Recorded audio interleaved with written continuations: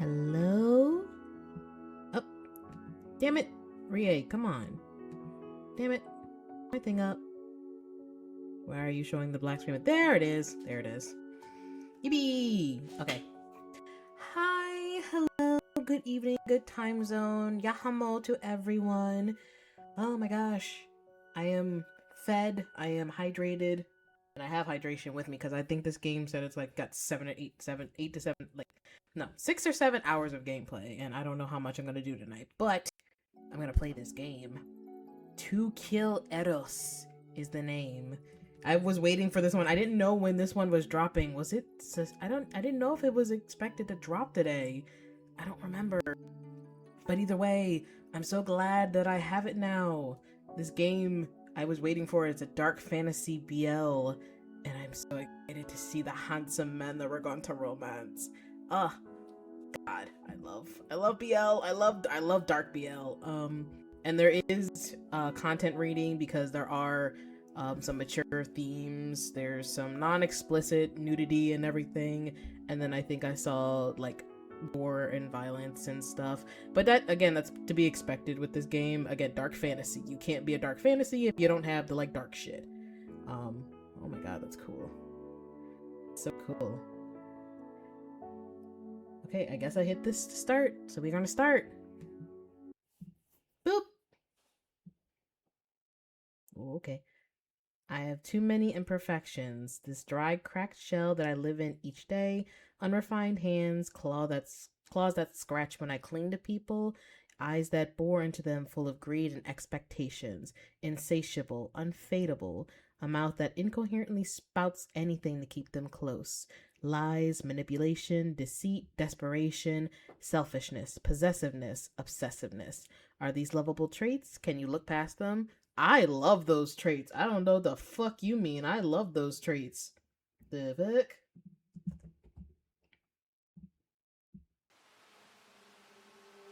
Quasmere City, alleyway, 3 in the morning. Oh, it's never good when it's an alleyway. Bounding through the streets, rain pelted my skin. The wind whipped and tore past me, pushing against me with resistance. Yo, is this me? Good God, Melrose. Back off! Oh, that is me, okay. My voice rang out through heaves of uneven breaths, paired with swift strikes of metal colliding against alleyway bricks. Not far behind was a set of rampaging feet, splashing about the wet pavement with no intention of stopping. Oh, he's hot. You won't get away from me, angry man. He looks like a puppy, though. He looks like so puppy. What do you mean, angry? Another swift strike, and the steel echoed off the nearest pole I had only passed a second ago. My heart nearly tore through my chest. The sensation of 1,000 needles plagued the bottom of my heels, and the calves of my legs threatened to burst. My drenched jacket made it hard to move. Leave me alone! Ah! My shoe caught in a pothole on the sidewalk, throwing me forward. If I lingered for even a second longer, the next swing he gave would have landed on my left shoulder. Oh, God. Losing one shoe, I kicked off the other for a better balance. You should have thought about that when I told you to stay away from Hendy. Who the hell is Hendy?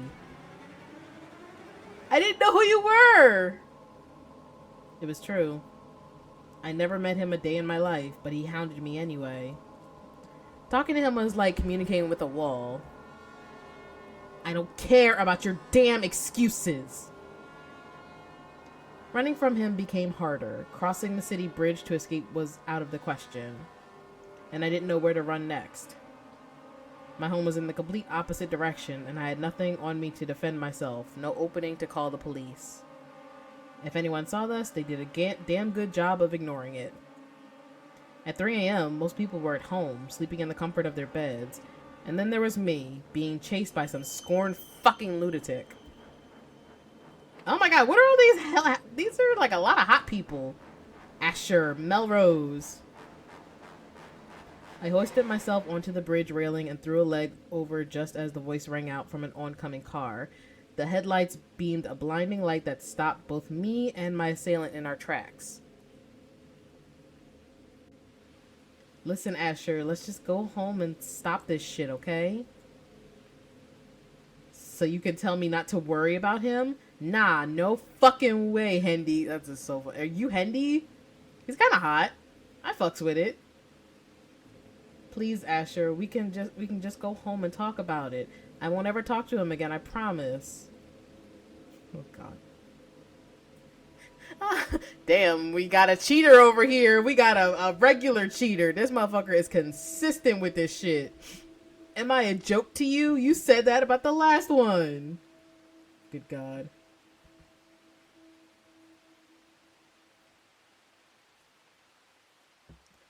Dot, dot, dot. With his back turned to me, I only had now to escape. I didn't think Hendy could calm him down for me. He was far too angry. I had to do something or else he'd surely bludgeon me to death. So I took a deep breath and threw myself into the lake beneath the bridge. Oh God, did I die? Oh my God, am I dead? The apartment floor glistened freshly from the trail of water I'd left behind. The landlady made it her personal mission to mop it up the moment I entered. She'd just woken up, and seeing my state prompted her concern. Almost immediately, my body sank into the couch like a stone, wet and cold against the cushion, far too tired to talk about anything yet. I lay there, wavering between consciousness for roughly a few minutes before one of the other doors in the apartment opened. Out came a young woman, my roommate, and my best friend of about 14 years. Damn, 14-year friendship is wild. Well, not wild, because I'm bordering on an 11-year friendship for my case, but like, damn, you don't really see people friends for that freaking long. It's crazy. Oh, she's cute! I fucks with her! Oh my god, wait, I need to send this to my friend, because oh my god.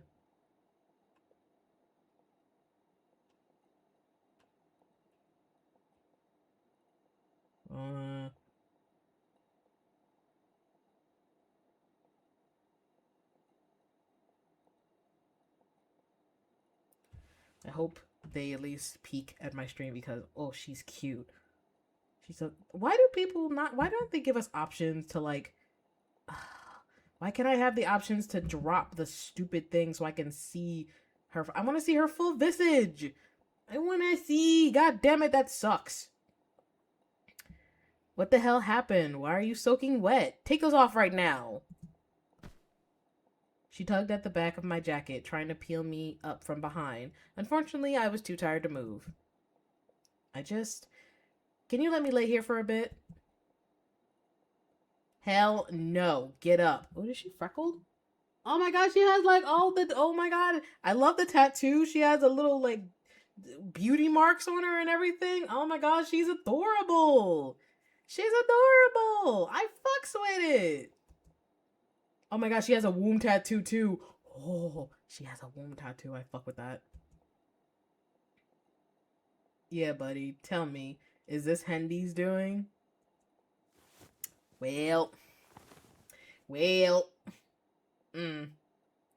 slowly sat up and leaned against the backrest while she took a seat on the dry cushion beside me.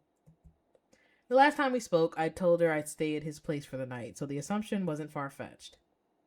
Getting me to talk about it was another issue. There was something humiliating about being in the same situation again. Not once, not twice.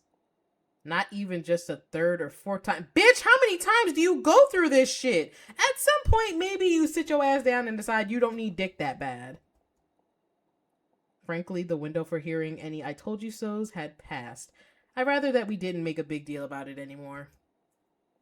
Marlo continued to look at me with the same concerned face she always wore whenever I showed up looking nuts. Waiting for me to tell her. Some guy named Asher popped over to his place unannounced and caught us together. The situation got sticky after that. Marlo furrowed her brows and kept listening attentively. Turns out Asher is Hendy's boyfriend of the 3 years. They had this thing where Hendy apparently cheated on him before too. Good God. What, so he made you walk home by yourself? Not walk home, bro. I was getting hunted down like a goddamn rat. Walk home. Yes, of course. May, what did he do? The alarm on her face increased upon my remark, and the small sense of humor I felt about the situation drained away, replaced by disgust and fear. He didn't do anything, and by that I mean literally nothing. His boyfriend chased me with a metal bat from his apartment to Quasimir Bridge. For real? If I hadn't thrown myself over into the lake, I probably wouldn't be here talking to you. He was literally trying to kill me. My God, are you okay? You're not hurt anywhere, right? This is a good best friend. This is a very good best friend. A better best friend would have gone and kicked Asher's ass. Not Asher's, Hendy's ass. A better best friend would have went over to that shit and been like, give me that fucking metal back. I'm about to bludgeon your fucking skull in for chasing my goddamn friend around. Minus aching feet and stiffness in my back? No. Thank goodness. Seriously, what the hell? Oh, the landlady is cute. Cute landlady. You need to file a report with the police, Sonny. It might cause trouble for Hendy. Bitch! He's cheated on multiple people! Who gives a fuck? You can't tell me you're still into him. Oh. Like, bro, the dick can't be that good. The dick cannot be that good. You can let it go. It's okay to let it go. Earning that boy's approval is the last thing you need to be worrying about right now. That Asher sounds dangerous. Yeah, he chased me with a goddamn metal bat for like 5 miles. That's bullshit. Grandma's right, Grandma. I'm hoping you're saying Grandma because she's an old lady. Grandma's right, May. As far as I'm concerned, you need to cut him off entirely. Thank you. Black girl got some sense. The fuck? I opened my mouth to retort, but she denied me the opportunity, grabbing a fistful of my soaked sleeves. We are not gonna keep going through this. When they show their asses, you leave. Yes? Oh my god, she gets it. She's so smart. Come on, Melrose. Come on. May, come on. This is getting crazy. I mean, crazy is like normal for you at this point, but love isn't like this, dude. Well, it must be nice to know what that's like, right, Mar? Marlo shook her head and rolled her eyes, struggling to get her point across. Don't do that. Not now. Honestly, you don't need him. You don't need any of these jerks who keeps tossing you around. Annoyance cropped up inside me, and my lips curled into a mock smile. It's so easy for you to say that. Look at you go. Oh no, don't do that. Don't be an ass to her. Come on, that's your bestie. Don't be an ass to your bestie. Stop. Stop being an ass, okay? I'm saying you deserve someone who loves you. Are we not in agreement on this? We are. Then what is your problem? I have to settle for what I can get. That's my problem. Oh, baby.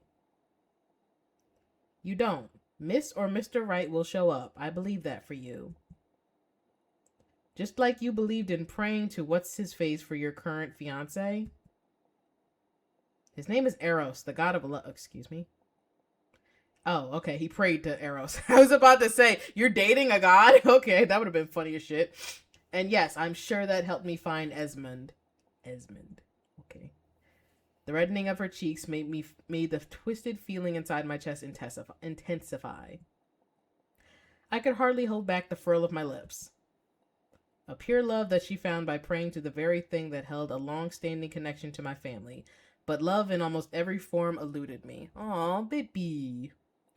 So I just have to be loveless until good old Eros shoots my future partner in the heart and say, it's finally time for Melrose to experience genuine affection. That's funny. No? What? You have people that love you, Melrose. I don't want people. I want a person. They're not... Oh, she's so sweet, though. She's so sweet, though. She's such a good bestie. You and I both know that's not what I want to hear right now. Marlo couldn't look at me after that. It had taken everything in me not to say something even worse. She wasn't to blame for my poor luck, and it was wrong to take it out on her as if it was. I shouldn't have said that, but deep inside, it felt good.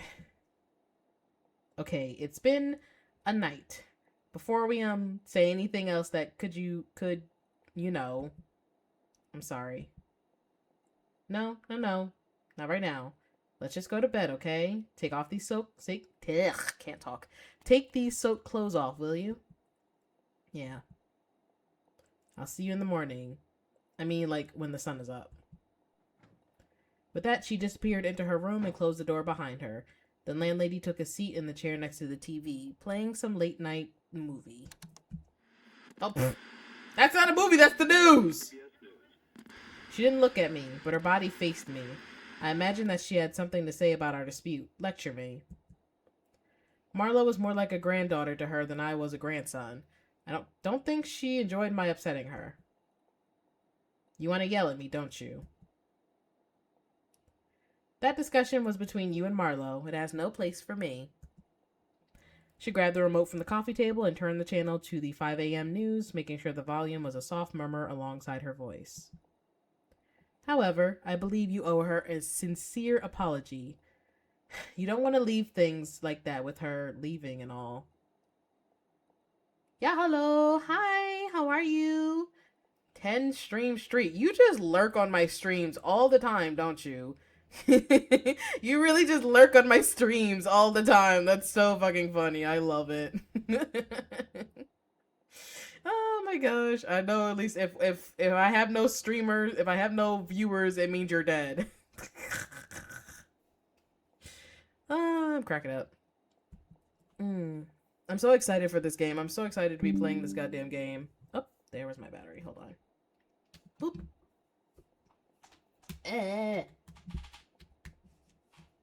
I looked away for 2 seconds and my thing just decided to go off. Why would you do that? Okay, there we go.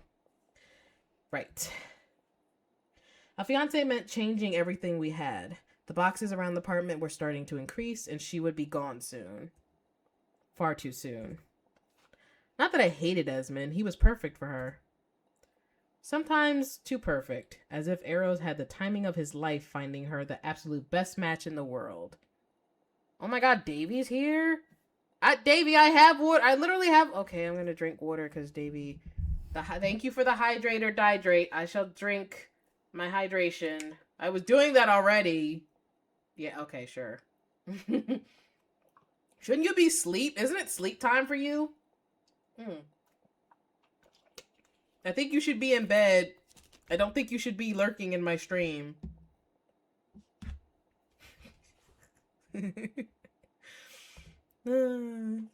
It's Friday. I can do what I want. Alright, as long as you ain't got nothing to do. Don't blame me if you're tired in the morning. Not my fault. Ouch. I'm happy for her, but it's something I've wanted for so long, and well, something else.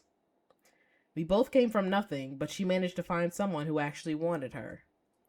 And a quick little prayer to Eros made that happen in one night. I will be blaming you in the morning 100%. Of course you will. I'm gonna wake up and you're just gonna be screaming at me, "You kept me up all night!" Like, I didn't do shit. Your ass didn't want to go to bed. Your ass did not want to go to bed. You can't pin that on me. But it's gonna get pinned. I'm gonna get pinned. Oh well. I like pinning. Damn right. Oh, laughable. But is it entirely hard to believe? I rose from the couch and dragged myself to the fridge. Beer. Why is everybody... Beer is like one of the worst drinks that you can have. If you're gonna have some sort of alcoholic beverage, why would you immediately go to beer? It smells like piss and tastes like shit. It's disgusting. I don't get the appeal of beer.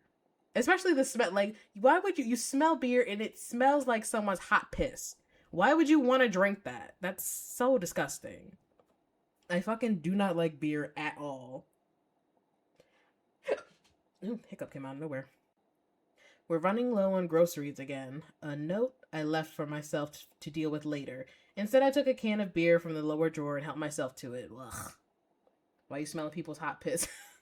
I'm not smelling people's hot piss. I'm saying that when, like, you piss and it's hot, there's an odor, and that's what beer smells like. God damn it. I'm here. I'm queer. My headphones are plugged in backwards. Well, fix your headphones, you queer. And yay, happy almost Pride Month, guys. Happy almost Pride Month. In 2 days, Pride shall be upon us. I get like 20% more gayer during Pride Month, so yeah. And there's gonna be like a shit ton of BL games dropping. I'm so excited to fucking play them. Happy Alphabet Gang Month. Happy to the LGBTQAI and all the other letters. I do not remember the rest of the letters after I. Granny, Anna, you missed the pretty lady. Always BL games, never. I can't find any good GL games. I'm sorry. I'm also just really based that I like BL games a little bit more. I'm sorry. Who's this old ass lady? This is our landlady. Wait, I wonder if I can go back. I want to go back so you can. I'm gonna go back so you can see the pretty girl. Where's the pretty girl? This is our pretty girl. This is our best friend. Look at her. She's pretty. She's pretty. There's only 26 letters and you only remember like 6 of them. Yes, don't judge me. Yeah, Anna, look at her. She's so pretty. She's so pretty.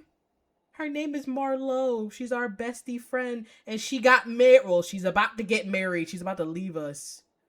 She got them niblet titties. She has niblet titties and she has a womb tattoo. Look. I mean, it was kind of quick, but she has a womb tattoo I saw. She got a womb tattoo. That's cool. I fucks with that so hard. And yeah, this is our landlady. So this is Grandma. The grandma. She has what? If you have a tattoo down there, I call it a womb tattoo. You freaking... Yes, unfortunately, she's marrying a man. So the premise of this game is something having to do with the love god Eros and everything. She apparently prayed to that god, and he was like, bam, you got a husband now. Because of fat ass cheek. I know, right? Like, I don't know why they did that to the landlady. That's wild. Also, yeah, her bestie's fiance's name is Esmond. Esmond. Okay, here we go. Back to this. Landlady. Esmond. Yes, that is his name. But apparently he's like perfect for the bestie. No, but the S, not the Z. If it was a Z, I would have been pissed. I would immediately have been like, no, you need to dump him. We not dating nobody with a Z in the name. Her art is like they took a regular anime lady and tried to make her look old, like she's wearing a mask. I know, right? Like, nobody's face wrinkles like that. Skinwalker. Y'all are silly. You're silly. Now that I'm gonna lecture you on. Beer at 5 a.m. You're starting the day wrong. You're starting the day off wrong, Sonny. Yesterday isn't over until I go to sleep. Mood. I dragged my heels towards the room behind her as she continued to watch the television. Under what conclusion? My own. Good night, Grandma. Bye, Grandma. She gave my arm a light pat in passing. Don't sleep in those clothes. Okay. That's my bedroom. Edwina game. I went into my room and closed the door. Surrounded by darkness and the sound of the ceiling fans at the low speed, I remember sitting down on my bed. I don't remember removing the wet clothes. Did you just sleep in your fucking soaking wet clothes, bitch? Noon. Damn, I went to bed at noon. I woke up at noon. Yeah, ew. The cursor is a knife because this is a dark fantasy game. Yeah, sleeping in wet clothes, ugh. Ugh, that's so uncomfy. I do not like that. Oh yeah, so Anna, because you came in a little bit late, so the game started out with our main character getting fucking hunted down by a crazy dude with a metal bat because we were sleeping with his partner who was cheating on him for like the 5th time. And apparently this is not the first time that's happened to the main character. The main character has gone through this at least about 7 times. Yes, so we deserve it, correct. Everything that's happening to us is deserved. 3 weeks have passed since that incident. Marlo and I had long since resumed talking like we usually did. Her words were the least of my offenses to her after all these years. But she warned me if I ever responded to her declaration of love like that again, then she'd never say it again, no matter how much I begged her to. Toxic MC! Toxic MC! We love toxic MCs! Yes! I can't be their lawyer. I wouldn't want to be. Like, just...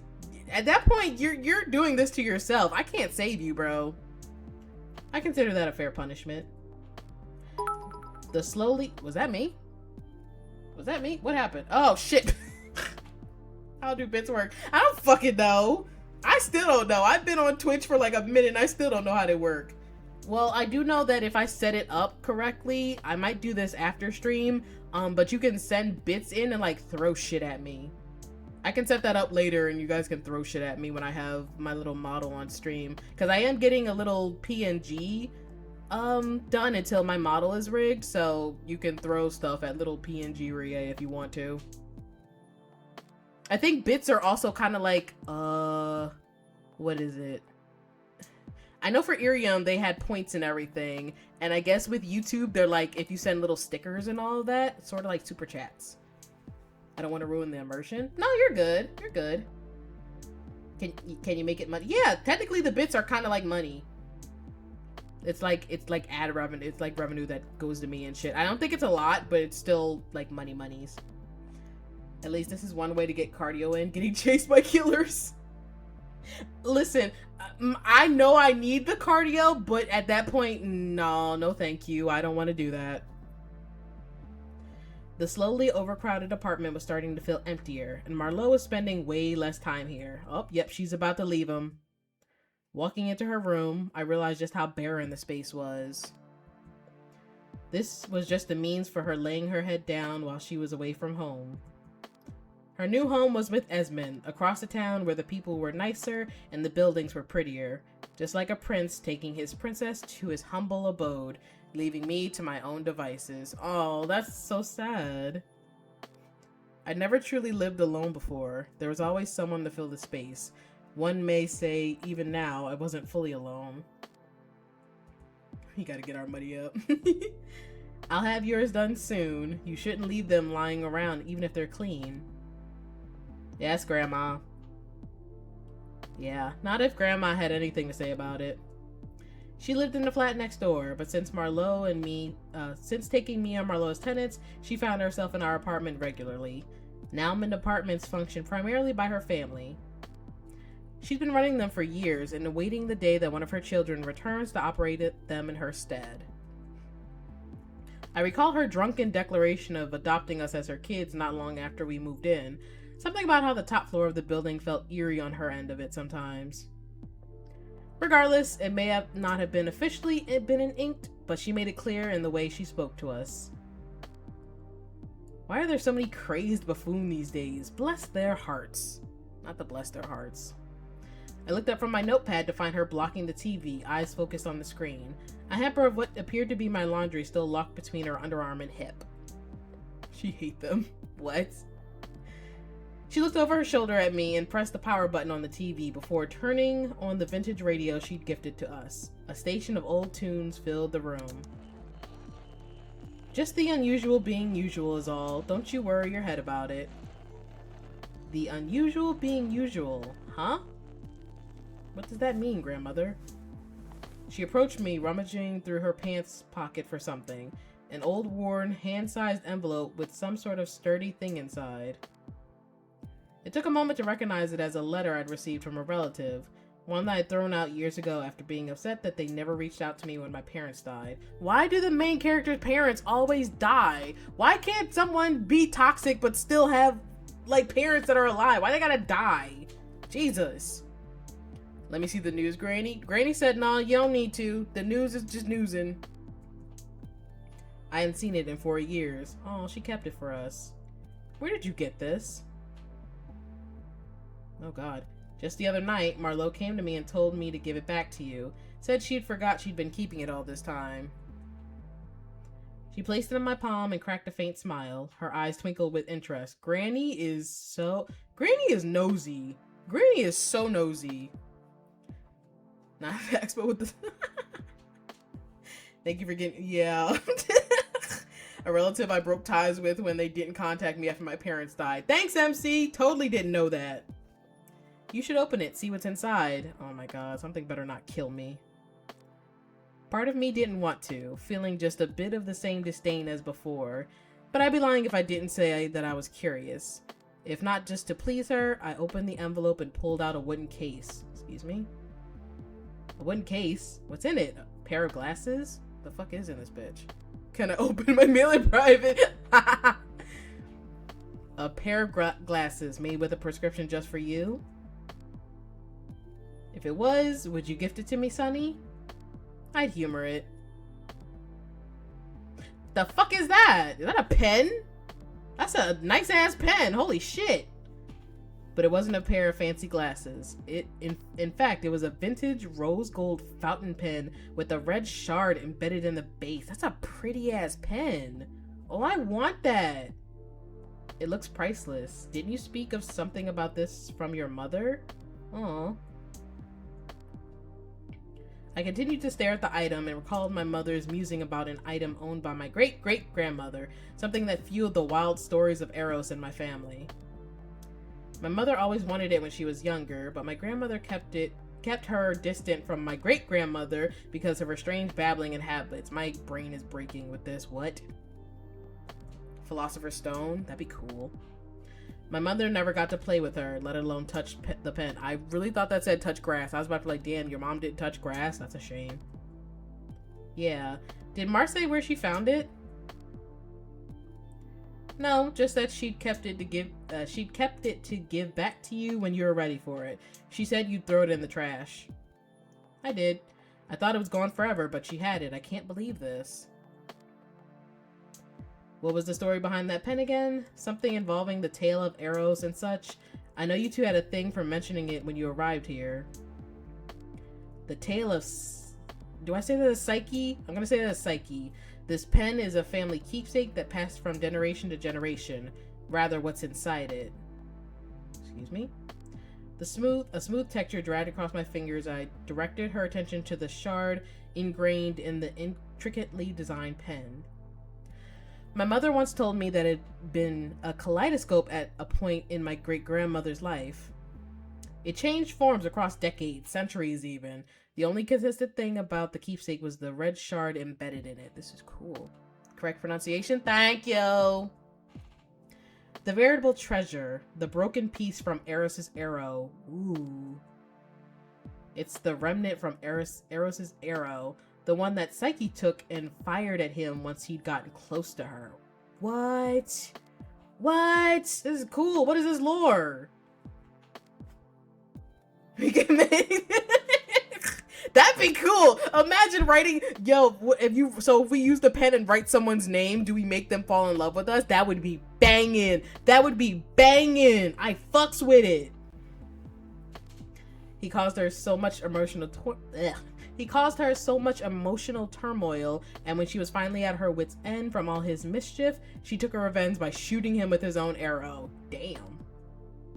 I lost a lot of the stories over the years, but contrary to the tale, my mother loved the story and she loved Eros, going as far as comparing him to my father. Hard to believe a man as chivalrous as my father could be anything like that selfish clown of a god. Never had I seen him make my mother cry or suffer before their passing. What if you write their name like in Death Note? Oh my god. Oh my god, that'd be cool. Death Note but harem. That's fucking... this is where that game is... If this is where the game is going, I'm gonna be so into this. Because I saw some of the characters that were gonna date and ooh, they're hot.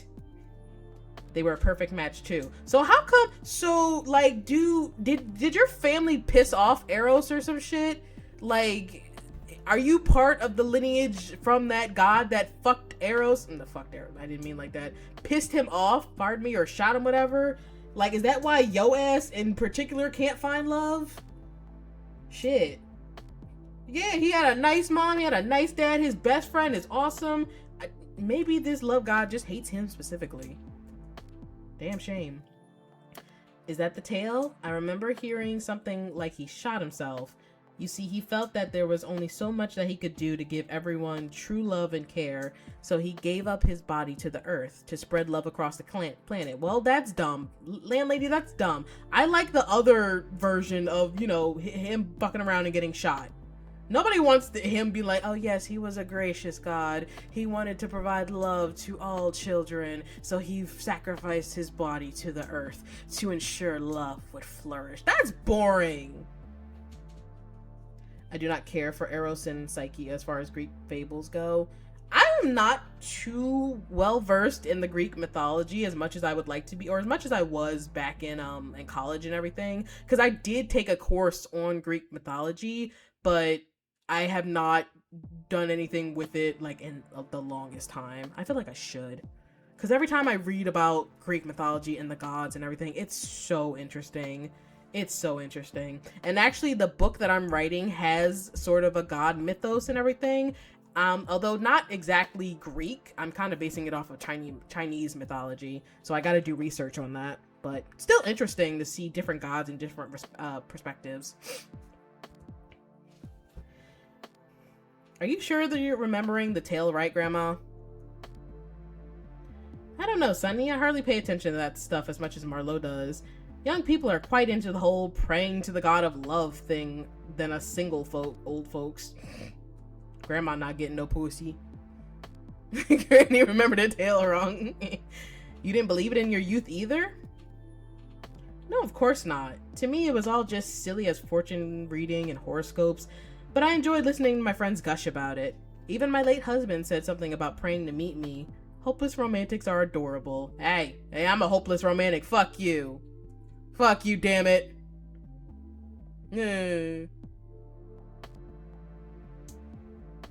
She talking about the sanitized version. Yeah. I'm crying. Not so sure if that was just a hopeless romantic thing. Why the fuck, Granny? Pretty sure people just wanted something to put their faith into, as most people do. You can't blame people for wanting to be like, I want to find love. This God will help me find love. That's not bad. When are we getting to the dark part? Eventually, she returned to her own apartment and left me alone. Save for grabbing some food and a drink or going to the bathroom, I did nothing today except scribble or scroll through social media. Mood. My days off were boring if there were no plans to spend them with another person. Marlo was busy and our other friends were more like acquaintances than someone I'd invite to drink or hang out without her. Damn. So you ain't got no friends, you ain't got no bitches, or the bitches that you do have, you keep getting into situations with. Like, bro, I know that I'm single as fuck and I ain't got, nobody to cuddle with and shit. But damn, I at least got a best friend I can hang with. I got folks that I can be on call with and that, like, sheesh. The lonesomeness of this dude. I just had myself as company. Occasionally, my eyes gazed at my phone resting on the coffee table. Guess he really meant it. Yeah. Hendy hadn't sent anything since that night. 3 whole weeks of fighting the urge to text him, fighting the urge to call. Bitch, that man chased you with a metal bat to a bridge where you had to jump into the lake to get away from him.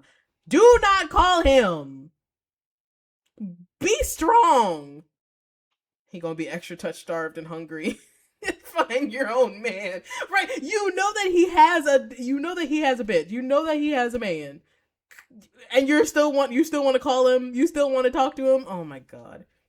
The dick game had better have been that good. I don't believe that it was. Dude didn't look like he had a good dick. I don't know. But like, shit. Oh my god. Hoping that maybe he would reach out to me. For nearly 8 months, the two of us had been in an intimate relationship. Not even a full year? Not even a full year! I spent most of my time with him to fill the emptiness that formed after Marlo and Esmond became exclusive. He listened to me talk about being alone. He listened to me talk about feeling insignificant.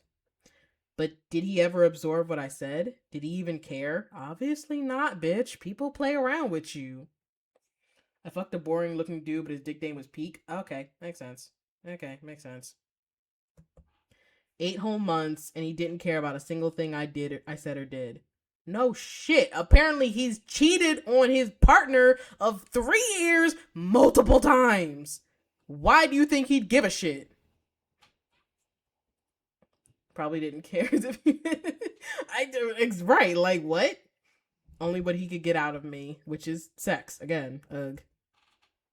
A sour taste filtered at the back of my throat, and I reached for the wine cooler on the table to wash it down. I think you should stop drinking, bro. My notepad was full of scribbles and scratches of tattoo designs. Designs I used to cover the potential mistake I'd made, but each one had some kind of visual meaning for me. Forms and shapes that came to my mind easily became evasive. Too many blanks, frustratingly drawn. I couldn't focus on what I wanted it to look like. I couldn't create how I felt through the art. Annoyingly, my gaze kept falling on the phone every so often. Bitch, stop it. Go masturbate or something. Go watch Yowie. Go do something. Do not call that motherfucker. Anna's like, stand up, bitch, stand up. It's not that deep. His number probably has it. Oh my god, are we actually about to... Melrose, please, baby boy, you can't do this. You can't do this. Oh my god, please don't do this. Don't text him, please don't text him. I rubbed my left temple and clenched the pen in my hand, shoving my eyes down to the page again. Don't call him. I jumped into the lake. He probably isn't aware that I survived. Maybe he thinks my phone got damaged too. Please, be sensible. Be smart about this. Please. You're finna write stupid spellers of shit. MC is like my high school friend. I know, MC is giving so high school friend. I had a high school friend just like this too.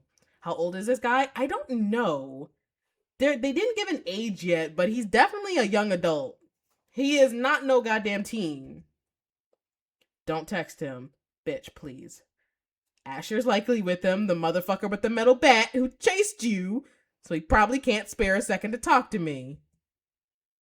He doesn't care. He's probably trying to protect me. It's been 3 weeks since Asher tried to kill me. He's gonna, you know what I think he's gonna do? He's gonna cry and call him.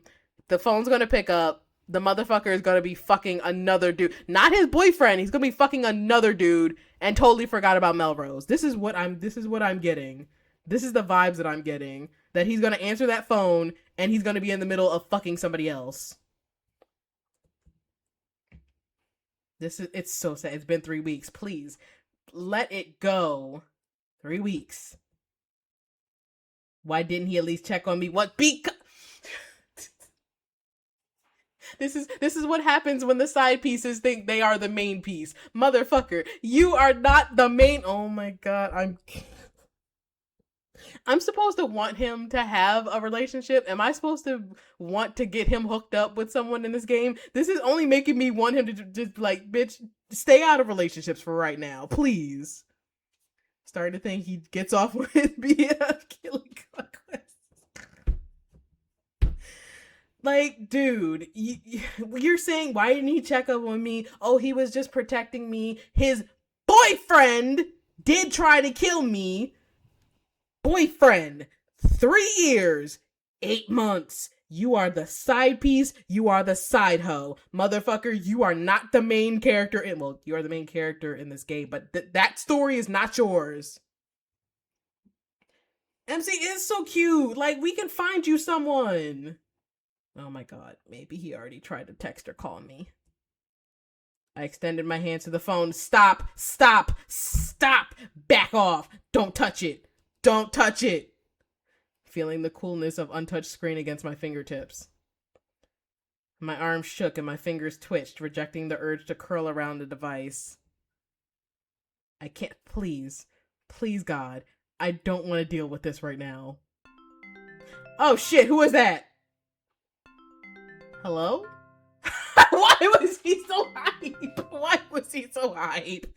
Oh, poor baby. I snatched the phone from the table. The screen lit up with an incoming spam caller. Damn.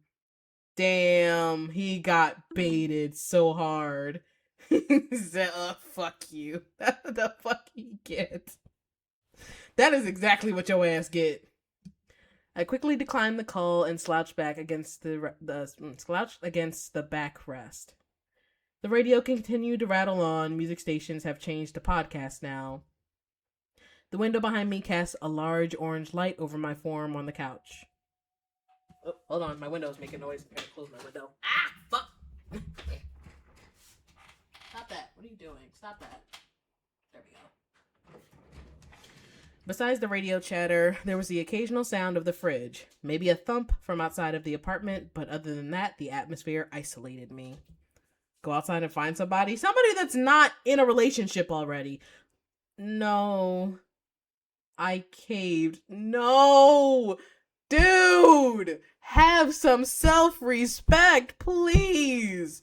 Oh my god. I found his number in my contacts and called him. Oh god, okay. We're doing this, guys. Buckle up. Okay, never mind. I called him 4 times. Each went straight to voicemail. Bro, he blocked your number more than likely. He's gonna do it again, but not with you. I texted him. Oh shit. Hey, I know it's been 3 weeks since then. Wanted to tell you I'm okay. How have you been?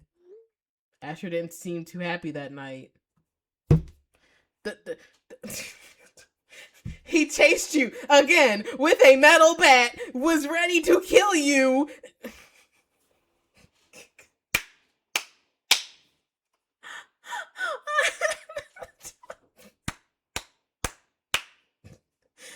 You can't say, oh, he didn't seem really happy that night. You were sleeping with his boy and got the nerve to act like you are the main hoe. This is actually... Did I end up on... This does seem like a whole Wattpad story, doesn't it? This seems like a whole ass Wattpad story. Oh, left him on scene. That's crazy.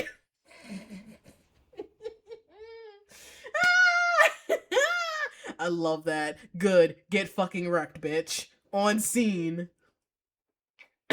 I feared I was going to die. Nobody talks like that. He keeps getting put on scene. I fuss at this. Oh, yeah, you just delete the number, sweetie. Oh shit, why'd the music kick up? Oh my fucking god, that gave me a heart attack. Oh fuck. Give me a heart attack. I probably would have if you hadn't shown up. Scene, baby, honey, you're getting left on scene. Ugh. That had to be tough for you too. I know you told him you wouldn't talk to me again. But did you mean that? Obviously, if he's looking at your shit and not saying shit. Oh my god. No, I mean, if that's what you want, but I thought you'd at least tell me goodbye. Damn. Oh, this is truly... This isn't even heartbreaking. This is just straight up sad at this point. Like, bro, come on. Before I knew it, my fingers had minds of their own. I sent every thought to him, coherent or not. I lost track... Oh my god. I lost track of how many texts I'd sent, but with each text, my chest clenched and pressure built in my head because I could see that he was reading them. No shit! He's looking at them! Drop the phone and block the number! Like, if I'm the other guy, I'm thinking, stop playing in my fucking phone. Right? Like, bitch, go away! He was seeing them all, but he wasn't responding to me. Oh, he's getting his... I'm gonna... Oh, this is really embarrassing at this point. At this point, this is so embarrassing. I would never be this cringe with anyone. Like, not to the point of desperately texting them, being like, why aren't you responding to me? I know you're seeing me.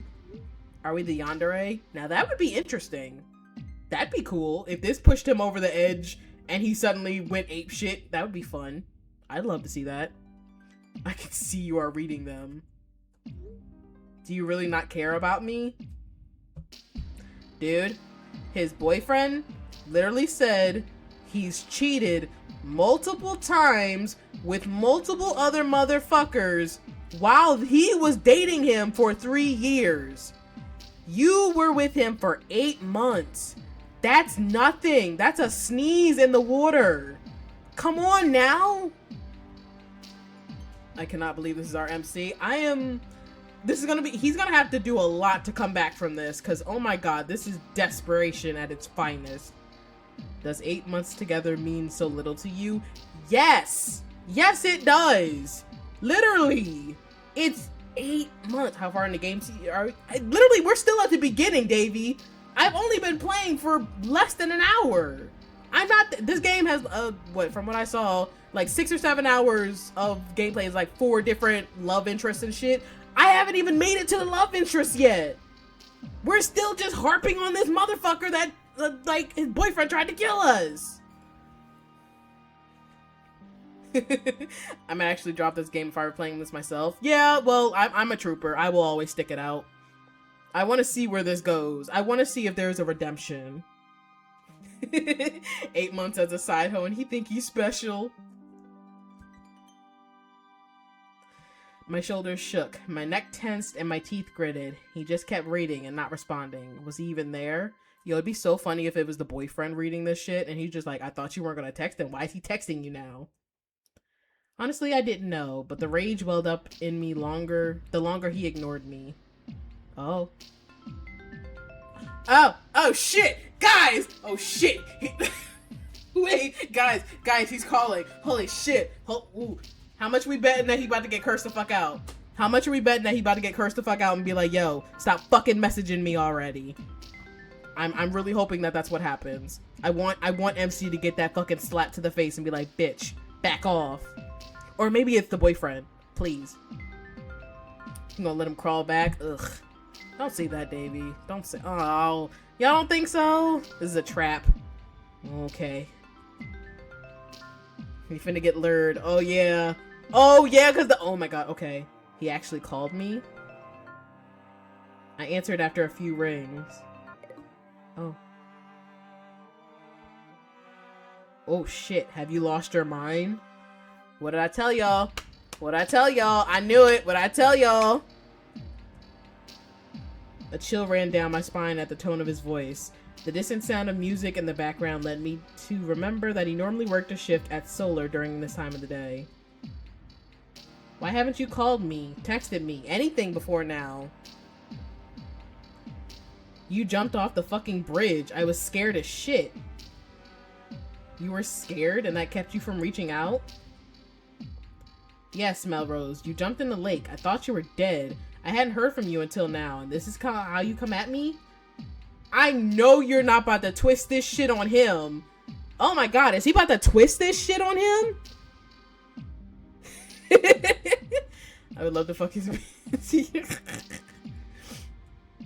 You have Marlowe's number. You didn't bother to reach out to her about it? Ha, so I can just tell her, I think your friend died. He jumped off the Quasmere Bridge. Are you serious right now? You're having a good time ignoring the fact that your boyfriend chased me nearly a mile and a fucking half from your apartment with the metal bat, aren't you? I told him to stop. I had the situation under control. You did too much, like you always do. Ooh, burn. Ooh, burn on your ass, bitch. He said you wildin' out and need to chill. Toxic for toxic. Absolutely. This is what I need. This is what I crave in media nowadays. I need this toxicity in my life. It just... Oh, it's so good. It's a little frustrating just because this MC is kind of stupid, but like... Henny is not wrong. He really isn't. Like I always do? Tell me I'm listening. Oh shit. No, you're listening for something to get angry at. Not only do you sound like some crazed ex, you're being completely toxic right now. Mm-hmm. I'm being toxic for wanting to hear that you cared about me? Wow. Bro, chill. Bro, chill. You gotta chill. Oh, he said do not raise your, shit. Ooh, bro said who you getting loud with? This is what I wanted. None of that mopey shit. Ooh, I wanted to, This is good food. This is good food for Rie. This is so good for Rie. Oh. He didn't care at all when Asher was doing it. Stop. I'm not putting up with your behavior anymore. I already have to deal with Asher, and that is enough, so... That's enough for you? What, because he was with you longer? Or is it you're afraid he'll kill your ass if you leave him? Oh shit. Goodbye, Melrose. Live the life you managed to save. Damn. Damn. Bro said bye, bitch. The call ended swiftly, and all I could do was stare at my phone. Okay, but to be honest, Melrose, you had that one coming. You absolutely had that one coming. You were acting fucking crazy.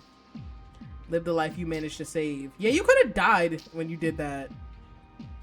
Hit him with the dial tone. Heh. Heh. Oh, God. And he's drinking. I snatched... Oh, shit. I think Davey was right that we might be on the Yandere arc. Hello? I snatched the wine cooler bottle from the table, and the next second it was no longer in my hand. Oh, shit. The glass shattered against the wall next to Marlowe's room. My vision blurred, with damp streams spilling down my cheeks. Melrose clearly doesn't want to... I don't think stability is in his nature. I don't think that's in his vocabulary. Bro said, I want toxic, I want fucked up, I want shitty. He was lying. What? He just told me anything to sever the relationship. He never mentioned anything like that in the beginning. It was all an excuse, and I couldn't be told otherwise. If I were truly a problem, he would have said so long ago. The one thing you cannot do is lose hope. Wrong time, Dr. Love! I don't know who the fuck you are, but this is not the right time to encourage this shit! Random ass Dr. Love is just like, don't lose hope. No, let him lose hope. Let him lose hope. There's bliss in knowing that every person, every being has someone. The unknown beset you with unpleasant feelings inside your heart. Who is help? What the hell? Jealousy, impatience, anxiety, fear. These are all things that are unpleasant for the human mind, but these emotions do not have to be negative. They do not have to be shunned. I implore you to feel them, but if you must, remember that here at Love Life, not only are we equipped to channel Eros' fate strings, we are also here to guide you towards a healthy relationship with yourself until you reach your partner. Eros. I sucked my teeth and stood up from the couch. Clack. At the same moment, the fountain pen dropped to the floor and rolled towards the entertainment. We have a 90% approval rate in our work, but with it comes the disclaimer that even if we tune the energies of Eros to find your lover, there's a chance you may not meet them in your lifetime. Damn. So high approval rates, but the person, your soulmate, might be coming like 20 years later, and you gotta wait to meet. That's crazy. It's gonna be some bullshit.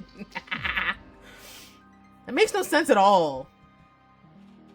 However, you may be surprised to hear the success rate of those who pray to him. We are merely a bridge for those timid or skeptical, but the real magic is in prayer. So if even for a second you find yourself wanting to test the waters, please try. If not, know that Love Life Studio has its doors open for you. Now then, I will turn this segment over to my colleague. It's all just some cult bullshit. Eros doesn't care. Or maybe he does, but he certainly doesn't care about me. Bitch, if I was a god, I wouldn't care about your ass either. Your prayers must be wild as fuck. My eyes fell towards the fountain pen on the floor, gleaming under the dim light from the ceiling. Hell, I wouldn't put it past him if he cursed us. The whole family being cursed with singlehood or dying after love. Oh, damn. I mean, at least they found love. I'd rather have love and die right after. I'm fine with that. Psyche was a beautiful woman who wanted a suitor, and he antagonized her, kept her lonely, scared away any other potential man that could want her. When she finally lashed out and nearly killed him, his fellow friends and Aphrodite tried to execute her. Oh shit. Drove her to run for her life and hide. If she didn't survive, my entire bloodline wouldn't exist. If only she struck him in the heart, maybe she would have killed him. The fountain pen continued to gleam under the light, and my focus landed on the embedded shard. This is wild. It was his own bow and arrow that caused that to happen to him. The fountain pen bears the piece of the arrow she used. What if, for a single moment, I could finish him? What if I had the chance to kill Eros? Holy shit. Okay. Ah! Chapter 1. Damn, that was just a prologue? What the fuck? What a long-ass prologue. Okay, we're in the city streets. 9 a.m. I don't know where I'm at now. Thanks for your patience. The traffic is kind of crazy today. What just happened? The tone skipped real quick. What the heck? Oh, don't worry about it. The morning rush is always difficult. Isn't that right, baby? Goo? Need any help carrying it in? Nah, I'll just use my feet to nudge it. Take care now, okay? Bye. Bye. I walked back down the steps to my car, parked along the sidewalk. We just going about our regular life, right? Like, we're suddenly just, oh, we're normal. We're so normal again. Pioneer Express is a delivery service ranging from local restaurants, fast food, and grocery stores. Okay. I make my own schedule for what days and what times I'll be working. So as long as there's orders lined up in the area, I won't be hurting too much. Obviously, this was temporary. However, like my love life, I don't have a career either. Damn. Besides, sacrifices are a given for paying the rent, especially if it won't be getting split with Marlowe anymore. Alright, looks like the next one is a fast food pickup. The other night's insanity kept replaying in my head. Perhaps I had a little too much to drink. And high hopes for something largely impossible. Okay, so you calmed down after that night. But it wasn't the first time I'd conjured up some bizarre idea, and it wouldn't be the last. However, the idea of using something like Eros as a punching bag was more comforting than cursing at my loved ones. Yeah, Eros is the problem. God of love, my ass. It would be so fucking funny if he was just randomly talking shit, bumped into someone, and Eros is just like, who's the god of love? Who are you talking shit about, bitch? That'd be funny. I hope that happens. Oh, look at this ugly ass cafe. Why is it blue? Ooh, the ugly ass cafe. Silly. Knocking out a couple more deliveries within the last 2 hours, I took a break and got something to eat. Hey, how you doing? What are you having today, Rose Boy? Rose Boy. Breakfast sandwich special and a chai latte. What's wrong with blue? Nothing's wrong with blue. Just this particular shade of blue. It would hurt my eyes. It would hurt my eyes. Cool, will that be all? Yeah. Here's your total. Let me get your receipt and your order will be ready shortly, man. The blue of the sky could fool anyone into believing it was a summer day, but the air was cold as near early winter. It must be spring then. The outside eatery of the cafe wasn't as packed compared to the inside. Shut up, Davy! The birds chirped and cars honked in the distance. City life may not be nature-friendly here, but the mornings were the best times to relax and enjoy it all. I don't! I have to go to work in the morning! Sad. Surely they will have a petal latte cafe where Marlowe lives. Esmond couldn't possibly let her down in that department. Noises. If not, that meant pop-ups from Marlowe driving 104 miles to eat at this cafe would become a common routine. I tried to draw up some designs while I ate. I figured I'd start keeping the pen with me again after yesterday. Something to think about my parents through. Past a normal amount of scribbled and scratched up papers were various intricately designed tattoos. Ooh, those are cool. Ooh, I like this one. This one is cool. This one is scary. Why the fuck is this eyes and hearts? Like, what the fuck is that? I like the snake, though. That looks like a penis. That looks like a snake penis. Does anybody see the snake penis? It looks like a... Okay, maybe I'm tripping. I don't know. It looks like a snake penis. This looks weird. What the fuck is this? This is cool. Hendy. Bro, let it go! Let him go! And I don't even know what the fuck that is. Looks like a bobbit worm. When most people saw them, the first thing they'd ask if I was a tattoo artist, and I would say no. It's just a fun hobby, given I like to get them, even if they sometimes leave me feeling regret. Yeah, you look like you're tatted up to the bitch. Time to figure out what I'll change this one to be. Okay, so all of those tattoos, apparently he changed them because they were previous boyfriends' names. That's actually funny. That's actually funny. Snake penises don't look like that silly. I don't know what a snake dick looks like. Don't fucking judge me. Damn, I saw Lang. Whatever. Oh, here's the moment. They're gonna do it. Oh god, what's happening? I looked up from the page and caught sight of a couple some tables away, hands clasped and leaning towards each other. Right before their lips touch, the cashier from inside calls their order number and one gets up to retrieve it. Aw, I was sure they'd finally kiss. What? The voice was loud and clear, but no one seemed to register it at all. I looked back over my shoulder to get a glimpse of who the onlooker might have been. What I saw was nothing I'd imagined. Oh my fucking god!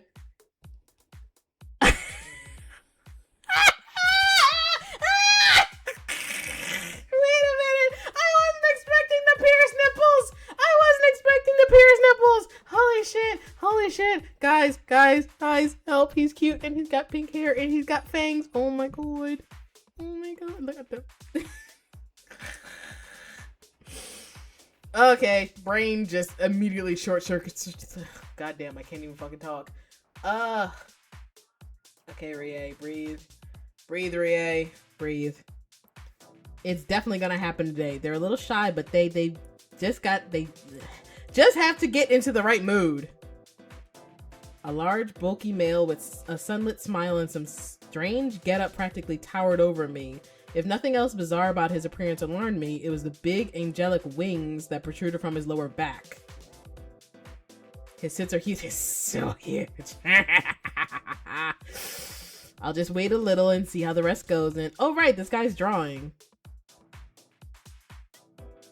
At the very moment, he cast his gaze down and our eyes met.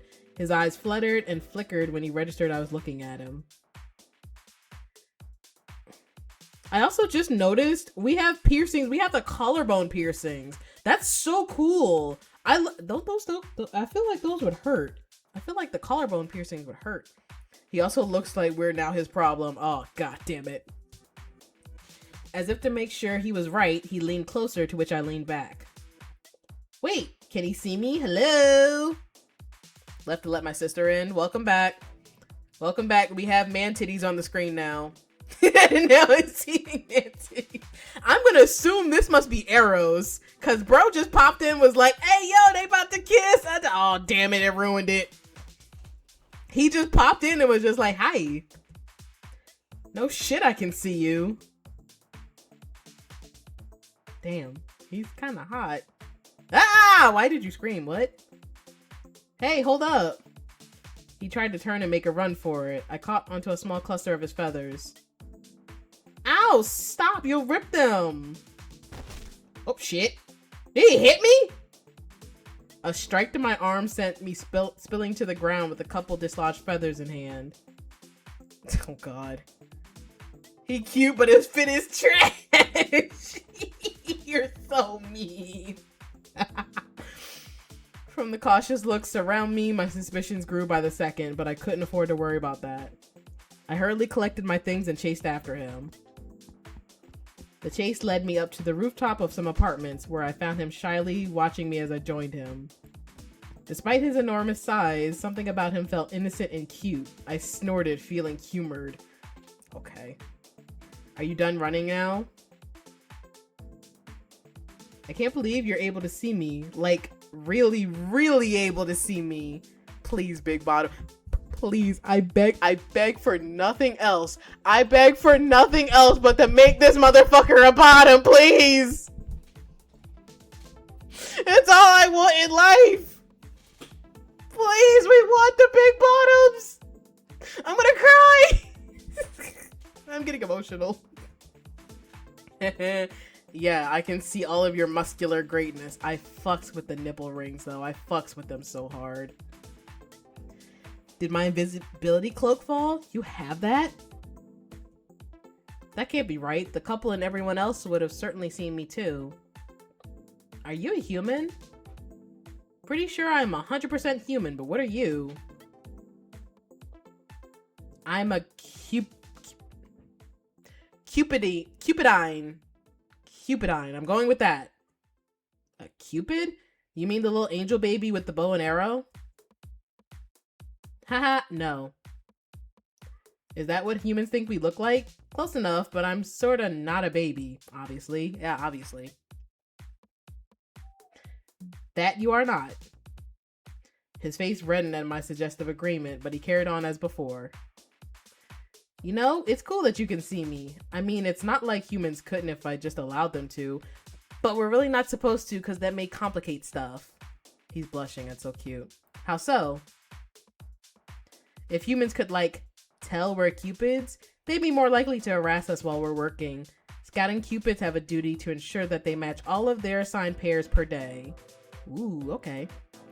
So we can't afford to let them see us. That and, well, the other thing. Anyway, matchmaking is more important and needs as few distractions as possible. So what were you doing? I was checking in on one of my lovely pairs. I like to see if they're doing well and monitor their happiness. Oh, how cute. Oh, how sweet. He is not into that shit. Oh, he is pissed off. Bro, MC asked the other thing. Right, MC, we need details. We need details. Irritation festered in my chest, thinking about the set of love-granting angels flying around, making everyone happy. Oh, he's gonna be more pissed off now. But not me. We just do what we can. Are you looking to fall in love with someone too? The way he's so innocent. Oh, he's so innocent. He's so innocent. I'm gonna scream. He's so innocent. I'm gonna scream. Oh, this is so cute. Oh my gosh. The way his eyes glisten as he asked me made my brow sweat. I couldn't hold his eye contact. I fixed my lips to deny him, but like a devil's whisper, the thought of Eros and my fountain pen seemed to entice me enough. Perhaps. I haven't had much luck with my love life these years. No way, that absolutely sucks. Then please pray to Eros. I'll be able to help you find your match then. Aw, baby. Who the fuck is talking? Oh wait, is it him? I thought it was a different person. I was about to laugh. We really don't have the right to go shooting people willy-nilly, but if your name pops up in the matching pool, that'll give me permission to find you a partner without trouble. Is it really that simple? Yeah, it's how we function for myriads now. That's wonderful. It disgusted me. How far up Eros' ass did I have to be to get him to acknowledge my cries enough to send one of his little errand boys before?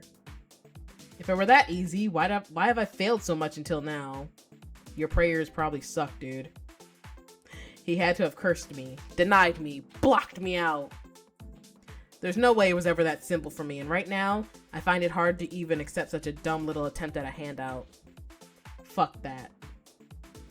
Tell me your name. I'll look out for it when you pray and make sure that I'm the one to grab it. Melrose Figueroa. Okay. Melrose? Melly.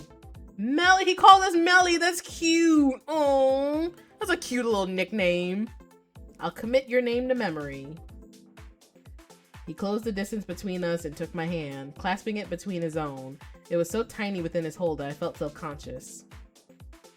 Given you're my first human friend, I'll do everything I can for you. Don't worry about a thing, okay? Okay. A friend deserves to know the other's name. Duh, how could I forget? I'm so sorry, Melly. From here on, just call me Icardi. Icardi the Scouting Cupid. Oh, he's so cute. I really hope I can plow you. Nice to meet you. The pleasure is all mine, actually. But I hate to leave, though. I only had a little free time in between. If you have to go, then you have to go. I have to get back to work too, so you're not alone. Thank Olympus. Not about the whole you and I being busy thing, but that it won't be rude to just... Honestly, how silly can you get? I'll leave before I fumble my exit any further. Bye. Up and away. He's so cute. He's so cute. He's so cute. Why? Why can't I date him? Please let him be dateable. Rose is a whore. Yeah. Anna, stop being mean. Stop being mean. With that, he flexed his large pair of wings and catapulted into the air with great speed. A pink heart-shaped tear formed in the eye, and he disappeared into it, taking all signs of this exchange even existing with him. Icardi, huh? Assuming I haven't gone even more than insane that I am, he's cute. I hope that means we don't have to hear about Hendy. I really hope it does. A new Pioneer Express request chimed from my phone, and I left the rooftop along with the bizarre experience behind. Oh god, please. Dude, are you gonna Oh shit. Why are we here?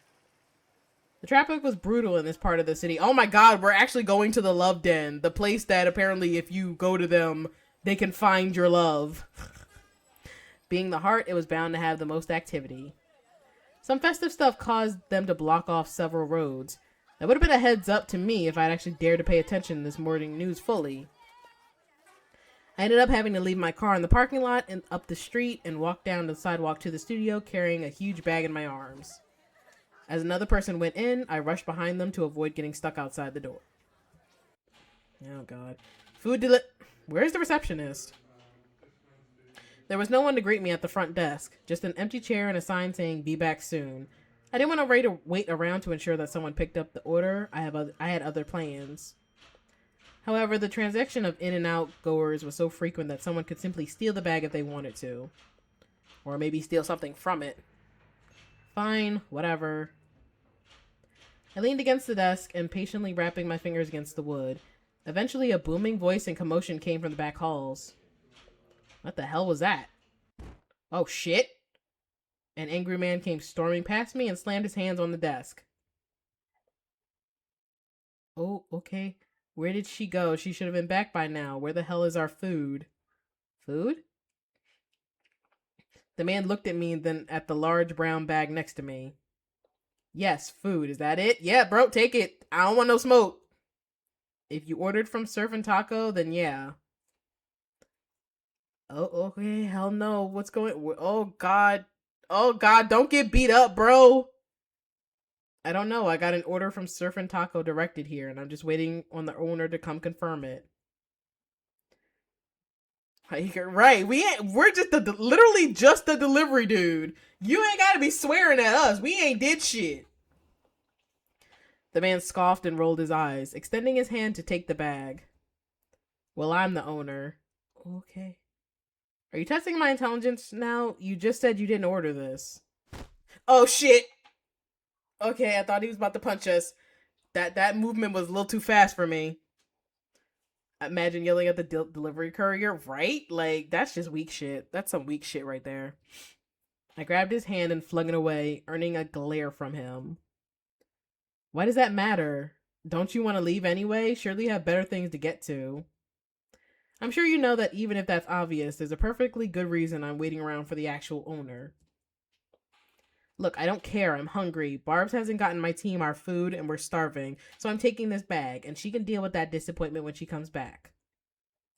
I don't think you understand how much I don't care about your problem either. I won't be getting a bad review because you want to steal someone else's food. What are you, some damn food police or something? Man, I just want to be left with a 5-star review and possibly a tip. I give no fucks beyond that. I preach, bro. Will you give a fuck about this? Don't you punch me! Don't you punch me! Food police, the meal menace, let's go! The guy shoved his palm against my shoulder and reached his grubby hands into the bag. Immediately I shoved him back and snatched the container. Oh shit! Oh shit, he punched me in the jaw! And I fell to the counter! Oh shit, I got fucking brutalized. Are they fighting at the entrance? Is that Kevin? Bro, if your name is Kevin, I am... Oh my god. You punching me over tacos. As the man attempted to have his way again, I grabbed his arm and pinned him down on the desk with it twisted behind his back. So I got punched, but I still got up. Okay. Oh, bro's in pain. That hurts. It hurts so badly. Stop it. Crazy. Bitch, you punched me first. This is self-defense at this point. You punched me in the Oh, shit. Oh, my God. He fucking headbutted me. We gotta scrap. This is a whole ass rumble right now. The man wildly threw his head back straight into my face, causing my nose to throb and my eyes to blur with tears. I relinquished my hold on him, reeling in the pressure exerted from the impact. Dazed, I took a few steps back and touched my nose, finding the palm of my hand stained with red. Oh, wait, hold on. Oh, shit. As if realizing he made a grave mistake, the man held up his hand to surrender, but my fist still connected with his face. So you can dish it out, but now you bitching because I'm ready to fight back? Fuck you. Meryl's kind of raw. This is so wild because he got the feral energy of a fucking lion and shit. The motherfucker can fight, but you so desperate for dick that... Oh my god, he's conflicting me right now. Melrose is conflicting me so badly right now. I took him down to the ground, and when it felt like all of my restraint had just washed away, a firm hand wrapped around my straight raised fist. Sorry, I can't have this escalating any further than it already has. Oh, oh, oh, pretty, pretty, ha! Oh, look at that tattoo! Oh, shit! Oh my god! Oh, gorgeous! Oh, gorgeous! Oh my god, look at the claws! Fuck! Fuck! Now him, I want to dominate me. He needs to dominate me. Oh shit, why you look like... No, no, Anna, do not say that. Do not say that. You say they got a throat hole? Davey! No, Anna, I'm not looking. No. Stop it. Jesus. Thrusty. Wait, no, because every time I think of throat holes, I always think of like the people that have the holes in their throats because they smoke too much. I can't get horny on that. Because one of my relatives actually has that, and I don't like it. It's kind of the smoker holes, yeah, One of those holes where you stab a pen through the throat when they choke. It's a hole. It's a hole! It's not a hole that I like! Whether I'd been hit too hard or my mind was playing games with me, this man sported huge horns. What? He has horns? Oh, shit! From his skull and a pair of black wings. What? Wait, what? Wait, what? He got... Are they real? Okay. He wasn't human, even more apparent from his eyes hidden behind his shades. I blinked a few times and rubbed my eyes, but his image remained the same. You're the one who ordered the surf and taco order, yes? Can you stand? Yeah. Allow me to talk. The pen is there. The pen is there. He had the pen with him when he was meeting the Cupid, and now he has the pen with him meeting the demon. Oh. Oh. I am staring. I'm not connecting the dots, but I'm seeing there are dots there. They've got more people working at the Tinder HQ. What do you mean, what drugs am I on? Listen, people like to cosplay. They could be fake horns. You don't know. He might have the little, like, thing. I don't fucking know, man. Allow me to talk with you for a moment. What do you want? In my dumbfoundedness, I allowed him to lift me to my feet and lead me towards the back hall. Hold on, I need to drink my water. My throat got really dry screaming over this man. Ugh. Oops, excuse me. Sorry, burped in your ear. Wait, what about me? He struck me too. I'm hurt and angry. Bitch, you deserved it. Oh. Oh! Oh!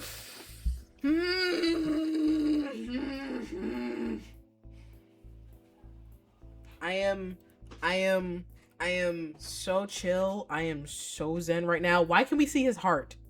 Why the fuck can we see his heart? You're fighting the horny. I'm fighting the horny so bad. Help me. Help me. God damn it. I need this man to rail me, please. Oh god, I'm gonna chill. I'm gonna chill. You deserve everything you received. By the way, Barb's told me to order from there because her car broke down and she couldn't bring us the pizza. What? Why didn't anyone tell me? Stop looking for people to be angry with and feed your pothole. This way, sir. Oh, okay, thank you very much.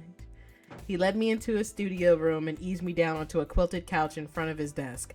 The quietness compared to the muffled commotions outside made me even more conscious of his strange appearance. The beating heart cavity was hard to ignore. He must have noticed my discomfort as he immediately buttoned his shirt. No!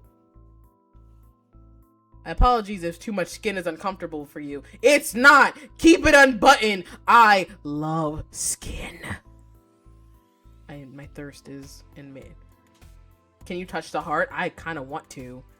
Don't call it the casting couch. The casting couch don't look like that. Skin? Was that not the issue? I mean, your heart is... Let's see here. They should be in this drawer. Bitch, you just ignored me? Sir, your heart. He walked to retrieve some napkins and brought them back, taking hold of my face. Oh, God, he's pretty. Oh, my God, he's pretty. That really does look like a hole in his fucking neck. Why is his neck so long? God damn. I wonder if he's into choking. Okay.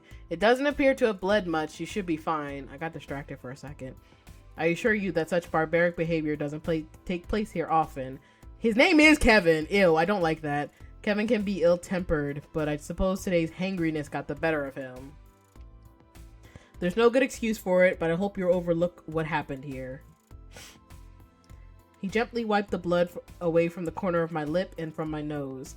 With a light pinch, he gestured for me to blow into the napkin before retreating to toss it in his trash can. He physically assaulted me. On normal grounds, wouldn't someone sue? They would, and understand if you want to, but I'd rather you didn't. Don't want to get your precious studio caught up in legal troubles?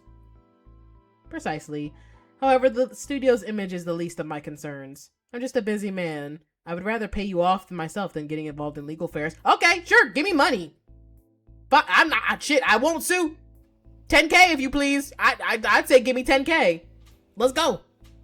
Pay me that money. Shut up, Davey. Don't say only in America. You said 1,000? Motherfucker, 1,000 doesn't even get me through the month. Well, actually, kind of does in my case, but I'd ask for at least for 5K.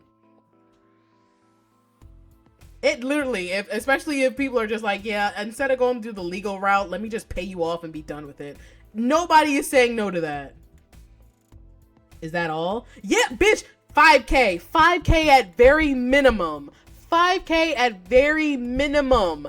If you know, this dude looked like he got money out the ass. Milk that shit. He only went up 500, I swear to God. This MC is dumb. This MC is so stupid. Melrose, Sweetie Pie, Honeyboo, he's saying he will pay you off. Get your bank. Get your bank. 1,500 is shit money. Dystopian. Davey is just like, what? Final choice, bitch. If you don't at least say 3K, I'm gonna be pissed off. If he doesn't say 3K, I'm gonna be pissed off. Oh my God. Oh my God. He's making me mad. He's making me mad again, guys. He's making me mad again. I'll write you a check for $2,000. I also let you a $20 tip and a 5-star review for gallantly protecting the food. Bro could have gotten so much money. God, this is making me mad. Are you kidding me? He wasn't. He pulled out a slip and signed it right over for me to deposit with zero hesitation. It was then that I realized who he truly was. You're that radio host. He's Dr. Love? I was under the impression that you were aware of this already. I guess I stand corrected. He got it and he's coming away with 2020. Okay, but he could have gotten more. He absolutely could have gotten more. He lowballed himself. Oh my God, I'm so pissed. I'm so fucking pissed. Like, he lowballed himself. Dude! You're different from what I imagined you'd be, like. Many people say that. If there's nothing else I can do for you, I wouldn't want to keep you any longer than I have. Ah, yeah. He retrieved a card from his desk and handed it to me while adjusting his glasses. If you're aware of my show, then you must also know what we provide love consultations here. Therapy for my love life? And why do you think I need this, huh? You're giving off the energy of a single and struggling man. Damn, red, called out, get wrecked, bitch. Oh, really? Do you find that funny, love doctor? Stop, why are you smirking like that? Why are you smirking like that? Why? I felt something throb. He's smirking like it's whoa. Okay. You read like pathetic. Dr. Love doesn't know The half, bro, maybe Dr. Love, you're hot. I would beg you. You might not want to touch this one. You might want to let this one fall off to the wayside. Maybe Icardi can do something.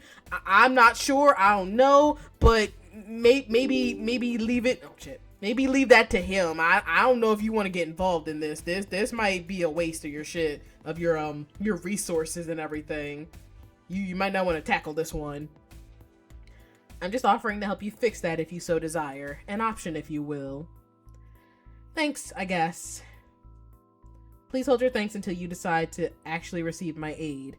Now, if you'll excuse me, I have to help myself to lunch before my coworkers gorge it all. You can eat normal food? Dr. Love raised a skeptical eyebrow at me, but I decided to leave the conversation alone. Whatever I was seeing probably wasn't anything at all, or he was doing a good job of ignoring it. It was best just to leave. If I stayed any longer, his gracious gestures could take a turn for the worst. Do you have safe travels to wherever your next endeavors are, Mr. Melrose? He bowed his head and gestured for me to leave first. Thank you. Maybe he doesn't... Oh, yeah, right. Because honestly, Icardi was shocked that we could see him anyway. So maybe he looks different as, like, you know, a normal human and shit. We're in a car. I quit working for the day and went to my car. As I got in, my phone vibrated with a text. Mar? Oh, Marlo, hi.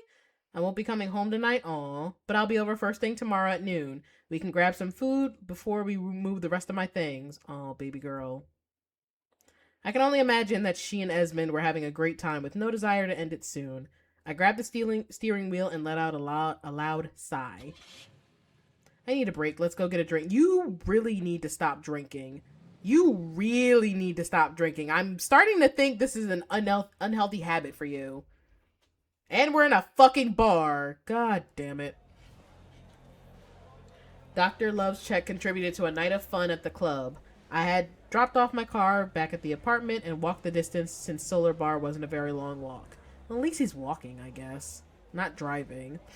I'd be lying if I said that, oh my god, fucking Hendy. Since Solar had 2 locations, he'd work some shift at this one too. Oh my fucking god. Dude, let it go! Please! Alcohol plus ex-situationship plus you're kind of fucking crazy means somebody's probably gonna get killed tonight. Now that we weren't together anymore, I no longer knew what his schedule was, or if he even worked there anymore. All signs of his having been in my life faded except for the tattoo of his name on my leg. Hendy's a fucking hater. I should change his name to look like a dick. Never mind, that'd be embarrassing. The barkeep limited me to no drinks and told me to head home while I could still walk. Oh god, we're twisted. But I tried to linger for as long as I could for Hendy. He never showed up. My feet swerved in a clumsy waltz down the streets of the night. The slight breeze of winter and the crisp, cold, fresh air in my lungs made me crack a smile. It also kept me aware that I wasn't at home or in the comfort of my bed yet, so that meant I had to keep moving my legs. It was just me and the dark street, illuminated by a single working streetlight. The city had been too busy funneling money to other repairs to bother with fixing a few bulbs. Most nights, this never bothered me, and tonight it wouldn't have either. But oddly enough, in my bliss, I felt a remarkable chill and a sick sense that something had been watching me once I passed the last light. Oh my fucking god, I'm about to get jumped. Don't go down an alleyway! Oh my fucking god. Dude. Oh my god. I kind of want to go downtown now. I know, I kind of want to go visit the city for a second. His wife! Davey, you can't say that. Davey, you can't say that.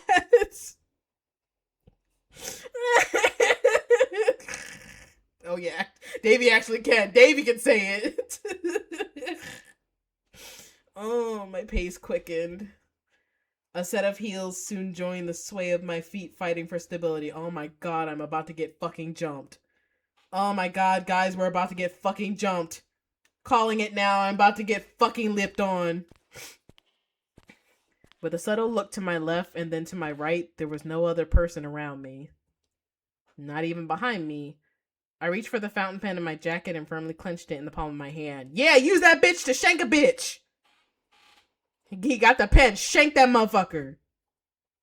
If push came to shove, I had thought to use it as a weapon. The apartments weren't too far away now. However, there was a cut through an alley that I needed to make. The not-so-subtle footsteps were still with me, yet no presence to be seen. Oh god, there's a demon following me. Either my mind was playing games or the streets were haunted.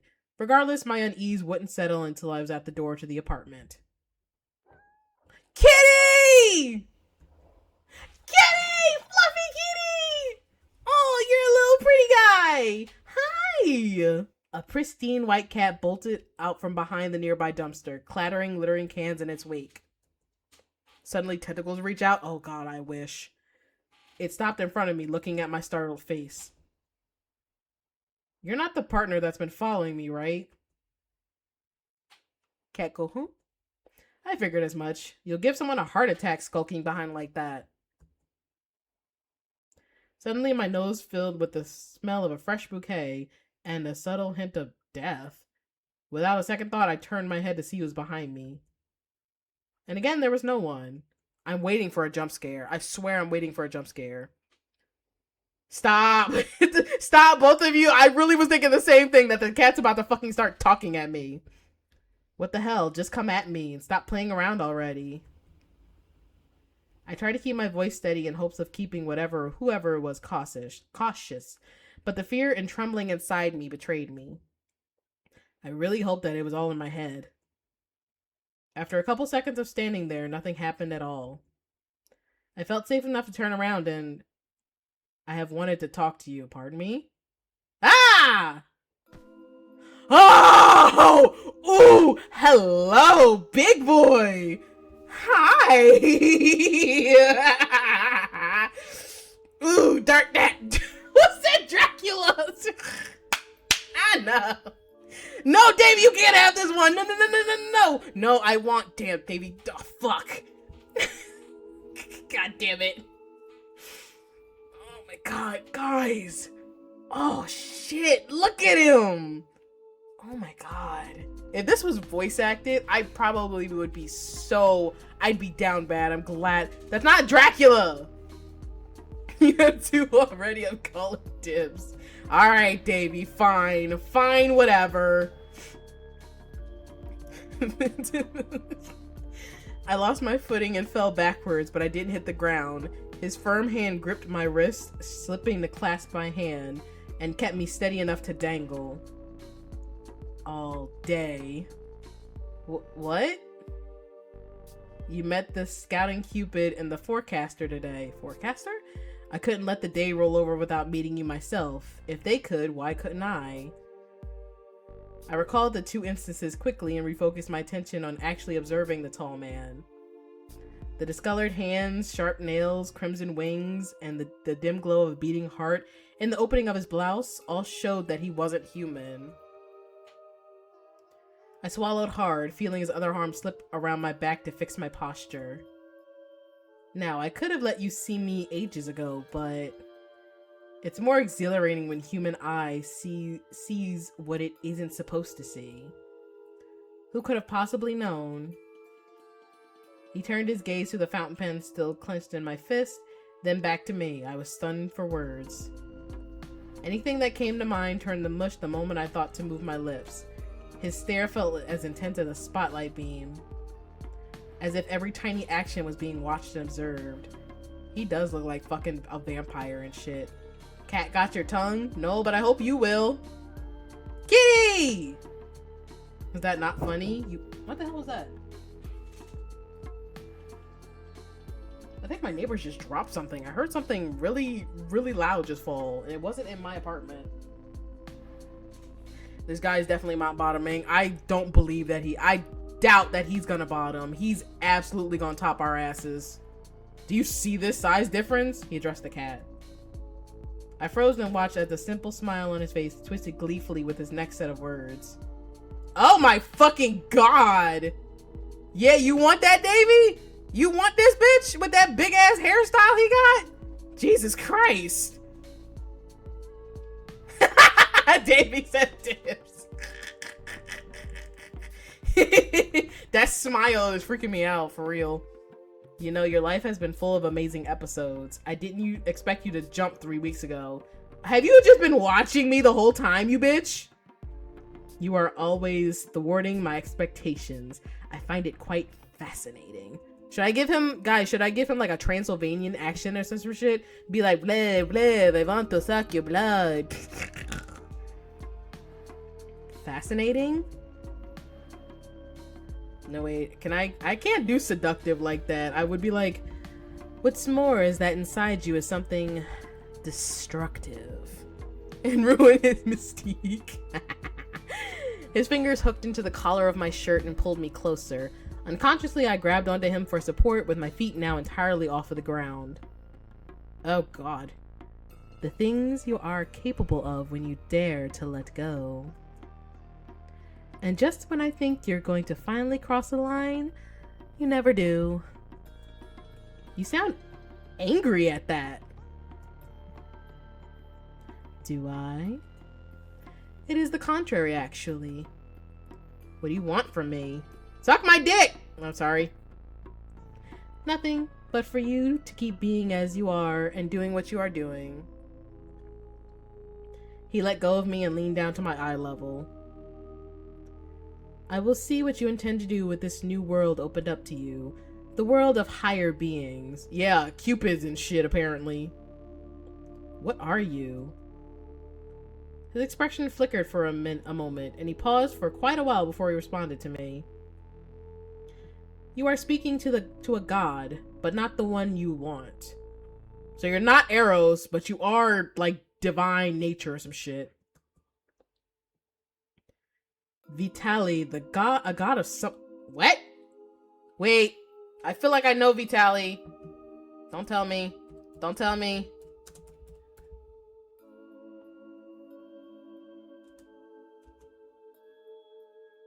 Damn it. Okay, tell me. Google is not helping me. Fuck you. Gothic Sid the Sloth. That's funny. We're not... Ah, thanks. Thanks, Dave. Yeah, thanks. Thanks, Davey. I want to know what he's the god of. Boo. It's okay. Google didn't tell me. I know this Googles. I'm going to say he's made it up for the game. Okay. I would assume so. Bro, tell me what you're the god of. I am Vitali, a god of something. The something doesn't matter right now, but I know very well who the god is that you want. Yeah, bro needs some love in his life. Eros is who you want, yes? Unfortunately for you, that will be difficult. I don't know. Killing him isn't impossible, just difficult as of now. Pause and stop smiling like that. That smile is really freaking me out.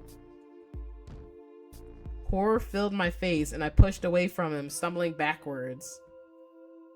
Just how much did he know? Actually, the true reason I am here to tell you, is to tell you that this wild temptation is achievable.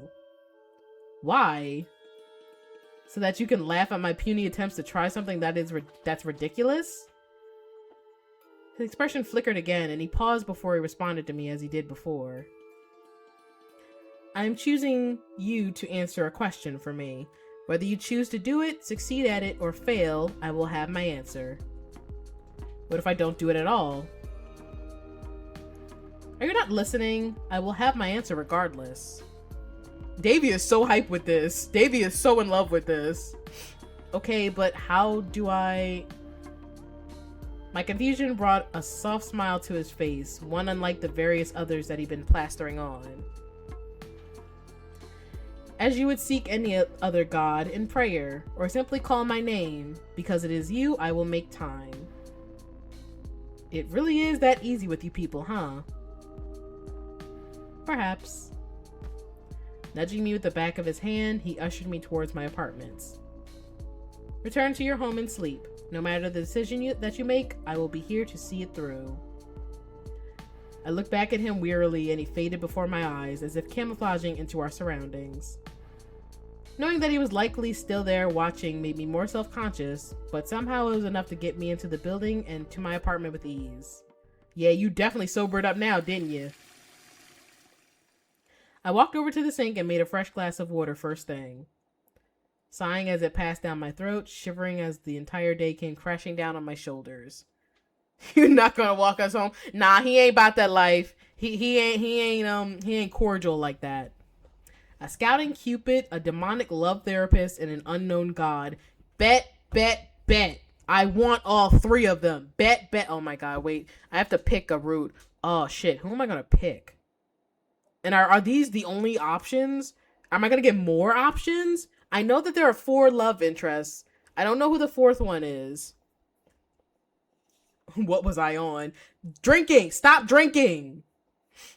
I blame the alcohol, but 2 of those encounters happened while sober. True. Had I really gone insane?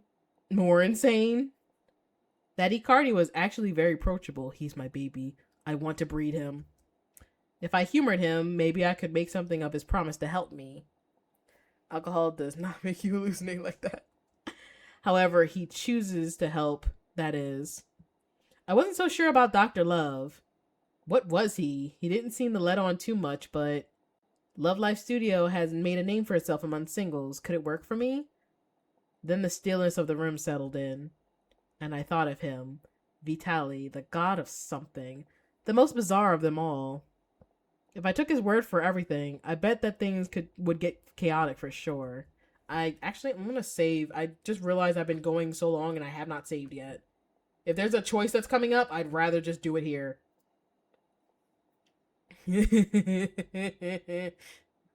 Okay, Davey, you guys can go to bed. I'm not fucking, like...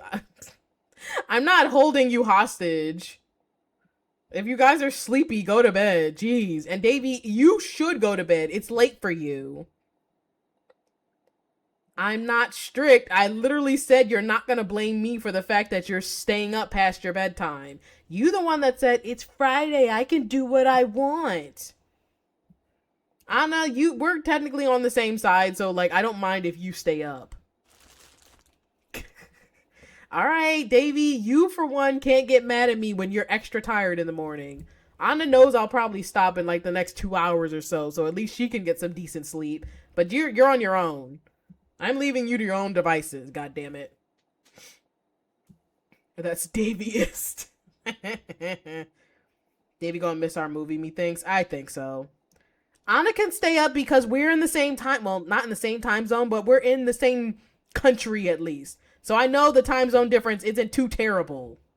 Your time zone difference is crazy. It's the middle of the night for you. An early evening. Anna, are you EST too? I think you are, right?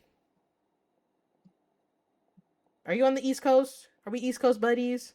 I feel like we're East Coast buddies. Let's go. See, Anna and I are in the same time zone. We know that this is the normal time that I stream, and we'll stay up for a while even after I end stream. It's fine. We bet. It's 2 a.m. Davey, go the fuck to sleep. Davey, go the fuck to sleep. You're gonna blink. I'm gonna be done streaming. It's gonna be like 5 a.m. Go to bed. God. My throat.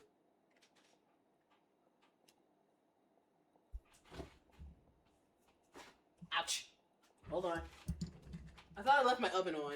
I just noticed. Yeah, I'm about to lubricate it. I just happened to look over. I was like, I made noodles before I started streaming. I was like, wait, did I leave the stove on?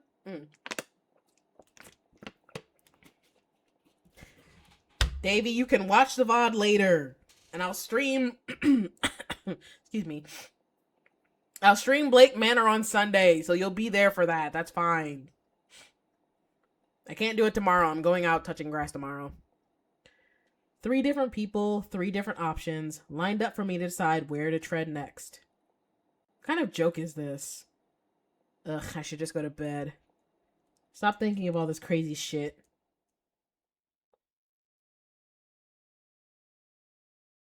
I knew it! I fucking knew it! I knew it! Reach the root select of the main menu. I fucking knew it! I knew it! Oh my god, June's here.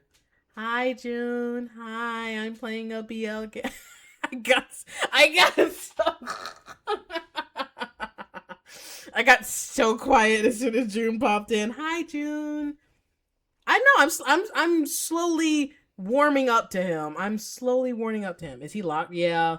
Sorry, I don't think we can't do him yet, Davey. Sorry.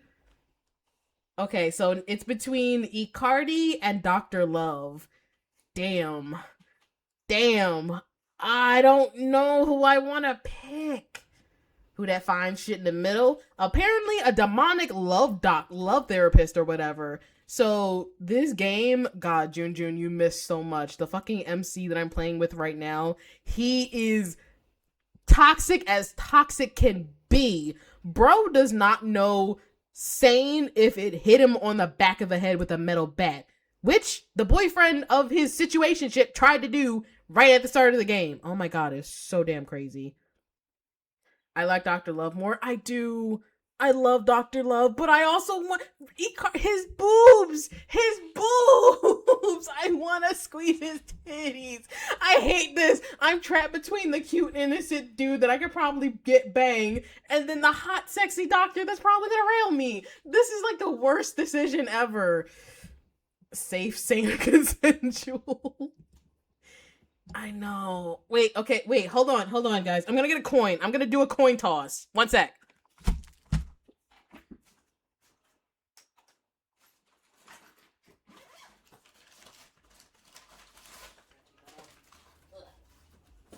Okay. Oh, okay. Oof. All right. I have my little coin purse. Pulling out a coin. All right. So, he already popped a few feathers out of my little brother's chair. All right. So, okay. Let me turn my light on too because I can't fucking see. Okay. All right. So heads is Dr. Love. Tails is Icardi. Let's see what happens. Please God.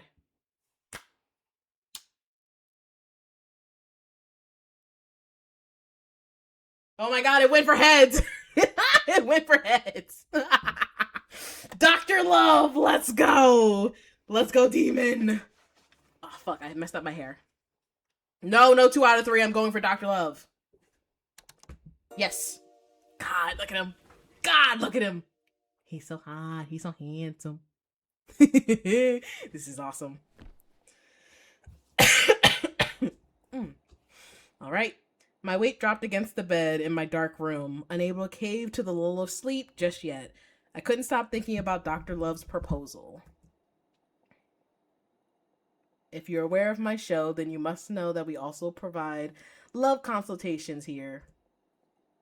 Yeah, we saw this already. Yeah, we know we're struggling. Shut your face. Another option that did involve tracking down Eros and stabbing him in the chest. Why do you want to do that so bad? The mere thought actually made me wince. Not that I felt above it. In fact, he deserved it. But maybe Dr. Love was a bit of a sweet talker. Or not. I just wanted to continue believing in something a little more normal than attempting to kill a god. The more the idea comes to mind, the crazier it sounds, and so far away for a mere human to achieve. Vitaly said it wasn't impossible, but that didn't guarantee that I would be the one to make it possible. I may have a few bolts loose, but not that many. I should stick to what I know. Okay. 7 p.m. Why are you going late in the day? I had avoided going all day, but I found myself at the front entrance anyway. It was just yesterday that I gotten into a fight with one employee. Entering the building again after that felt embarrassing. Okay, but the employee started with you first. Kevin and his bitch ass shouldn't have started shit. All over with some goddamn tacos. I'm gonna punch him in his taco. Seconds away from turning on my heels, the jingle of the front door opening caught my attention. That's when I saw him again. Hi. He's normal! Hey! Hey, he's normal! What the fuck happened? Bro, hi! You're still pretty, but where are your horns and your wings? Oh, the pen is, yeah, that pen is giving us the ability to see shit that we shouldn't see. So this is what he just looks like to normal people. You came here? Unlike yesterday, he didn't look like some otherworldly being. He was as normal as a normal human would appear to be. Were you about to leave? I guess you don't take walk-ins. Come in. I can just come back tomorrow, schedule an appointment like a person with common sense. No need, you're already here. I have time, so come in. He held the door and allowed me into the studio building. Leading me back to his office room, he unlocked the door and turned the light on. We took a seat at his desk and he pulled out some papers. You really like to handle things on the spot. He still got his chest out. Hey, I like that he has his chest out. Leave him alone. PB from Charmed at the office. It would be a present waste of time for you and a future waste of time for me to put this off. Strange way to put it. You came all this way to talk. Why should I leave it for later when I'm still here? I suppose that you have a point. So you're here to try some love consultation, correct? Yeah, I am single and struggling. A lot. That is, single and struggling is an understatement with you, sir. You are bad. You are batshit crazy. You were broke until he gave you that money, but bro, you just were just... He needs a regular therapist. He needs some anger management classes, and he needs to learn how to masturbate. I really think he needs to learn how to masturbate. He can't need dick that bad. My aim is to fix that. I immediately thought of him being like, do you want to test me out? My brain wants this man so bad. I'm just imagining scenarios with him trying to push us down on that damn casting couch. You should know some things about this process before you sign any commitments or documentation. You're so sexy, don't kill yourself. I'm listening. Like much therapy, you will have to be comfortable sharing details of your life with me. Well, hopefully. Not just romantic experiences, but delicate topics, even things such as your childhood. I thought this was about finding my partner. In this journey, I must understand you to understand where your link leads you. You're free to omit what you think won't be helpful to the cause. However, giving as much detail for discovering your love language is essential to revealing the threads to your partner.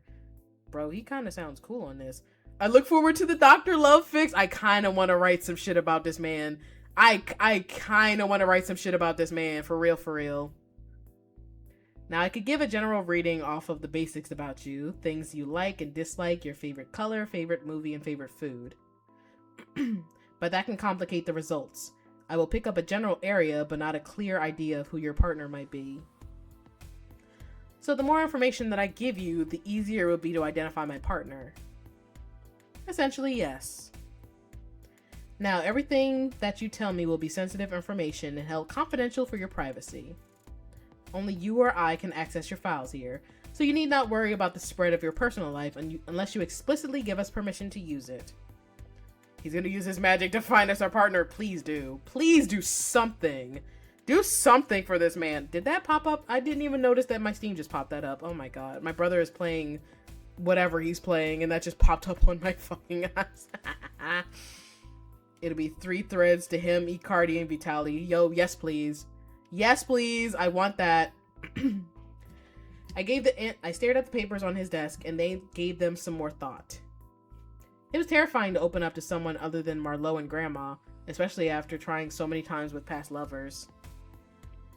Now here I was with some love therapist asking me to do it again. But there was something about him. The casual yet professional atmosphere made me want to tell him. It didn't feel like he had hardly any mind to judge me, but he was certainly covering the angles to make me feel safe. If you have any questions, you can take your time if you need to. No, I'll do it. Are you sure? Yeah. Alright, before I have you sign that documentation, let's see where I can fit you in my schedule. I dragged the papers closer with my fingers and reviewed the terms and conditions as he looked through his agenda. Stop it, Rie! The first sentence kind of made me glitch out for a second. Oh my god, that he didn't mean it like that. He's just scheduling your appointment. Chill out, Rie. Oh my fucking god. Jesus. I broke for a second. Can't read this line. I want to see you soon. How does 2 days from now sound? 1 p.m.? Just freaking hold on. Just. My thirst. My thirst is. Jesus. Nothing planned. Good, then that time is yours. You may sign those now. Shut up, Anna. Shut up. I reached into my shoulder bag, pulled out the fountain pen, and then began signing the specified spots, but... Huh?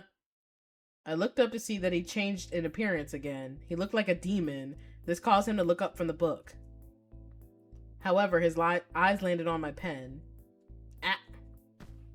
Oh, hello, hi.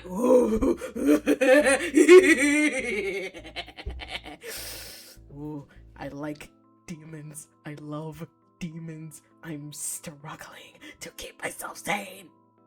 He read over the terms and conditions. He did read it. Well, he grabbed my wrist firmly and yanked me closer, staring at the pen alarmed. What? Why are you mad at my pen? It's my pen. Don't oh my god, Rie me. Don't oh my god, Rie me. This pen, it has that shard. Let me go. The shard from Eros' arrow. You can't be. I said let go. Who are you? I'm Melrose. That was a short-ass chapter. What the fuck? That was an absolutely short-ass chapter. Holy shit. What happened? What? I don't know. I don't know who he thinks we are. Why are we time skipping so much?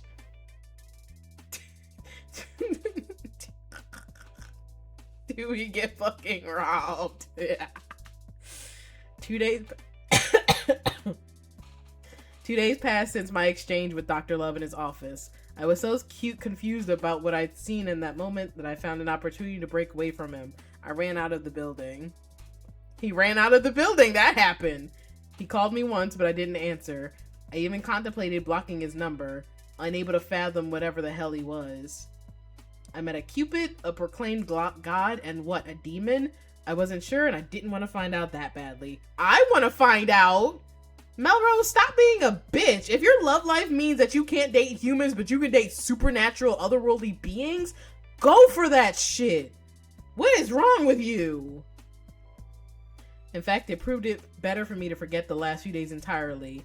All of it was a means to fall further into insanity, and the last thing I needed was to have yet another reason people thought I was weird. Oh, she looks cute. Look at her little hair pulled up. Oh, look at her. Baby girl. She's so cute. Bye, Davy. Hopefully you settle Rosie. Night-night. Night-night. Hey, Earth to May. Mars speaking. Do you read me? Huh? Are you on the same planet as me, or have you floated off to Pluto? She's so cute.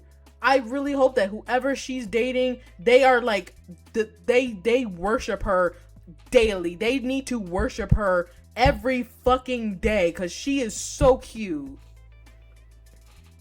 I'm listening now. Yeah, now, but not for about 6 minutes straight. Our name is tattooed on our chest. I know! I think we also have a tattoo of her somewhere on our body. I don't remember where, though. The hell were you rambling about for 6 whole minutes? Listen, they've been best friends for 14 years. I can expect this kind of friendship. I took a sip of my latte and frowned at my phone screen sitting across from me. Marlo surprised me with a random video call after settling into her new place. Cheese. I was talking about cheese. No, you weren't. I'm mad that you're at Pedal Latte right now. Then move back here and bring Esmond too. Do me a favor. Or you could move here where the weather and scenery is prettier. Quasimir is pretty too. Yeah, but it rains a fuck ton there if you ask me. True. Quasimir was known best for its rainy days was known best for its rainy days than anything else. But when graced with sunny and scared clouds, it was a beautiful place. Probably not as beautiful as the place Marlowe lived in now, though. There were the people to think about. While I had the decency to know some nice people, Quasimir had its fair share of shitty citizens, so it wasn't uncommon to see a random brawl or sit between a screaming match sometimes. That's my city right now. I hate that shit. I was actually asking Grandma about Grandma earlier. Oh, she's okay. I heard her son is coming to visit. Oh, is he the fourth person? Watch he be the fourth person. Whoa, really? He would show up when I couldn't meet him. Come back for a few days. You'll be able to see him. Can't. Gonna be very busy with meeting Esmond's family and setting up shop here. By the way, if you ever want to put those talented hands of yours to work on someone's body, I have a booth with your name on it. You know I never learned to actually apply tattoos. I just draw them. And I will gladly teach you, or you can learn yourself. Regardless, you have a place in my shop. Now that you're there, I have to figure out who's gonna tattoo over Hendy's name. Ugh. She frowned a little and nodded her head at that. I told her about my failed attempt at calling him up again and how he utterly shut me down. Yeah, bitch, move on, please. W best friend. W best friend. We can arrange something one of these days. I'll drive there, bring you here for a couple days. I'm sure the change of scenery will be good for you too. Might even find yourself a partner. Yeah, right? If anything, I believed the people there might be a little too sweet for my taste. I don't think those nice people over there can handle this toxic motherfucker. He might get dumped immediately. Blink twice if they're brainwashing you over there. Ha ha, you're so funny. Play too sweet by Hoser. Seriously though, I want to see you shacked up and happy. Forget Hendy's boring ass and find you a good person to take care of you. You know I'm trying. I rolled my eyes, but I still smiled.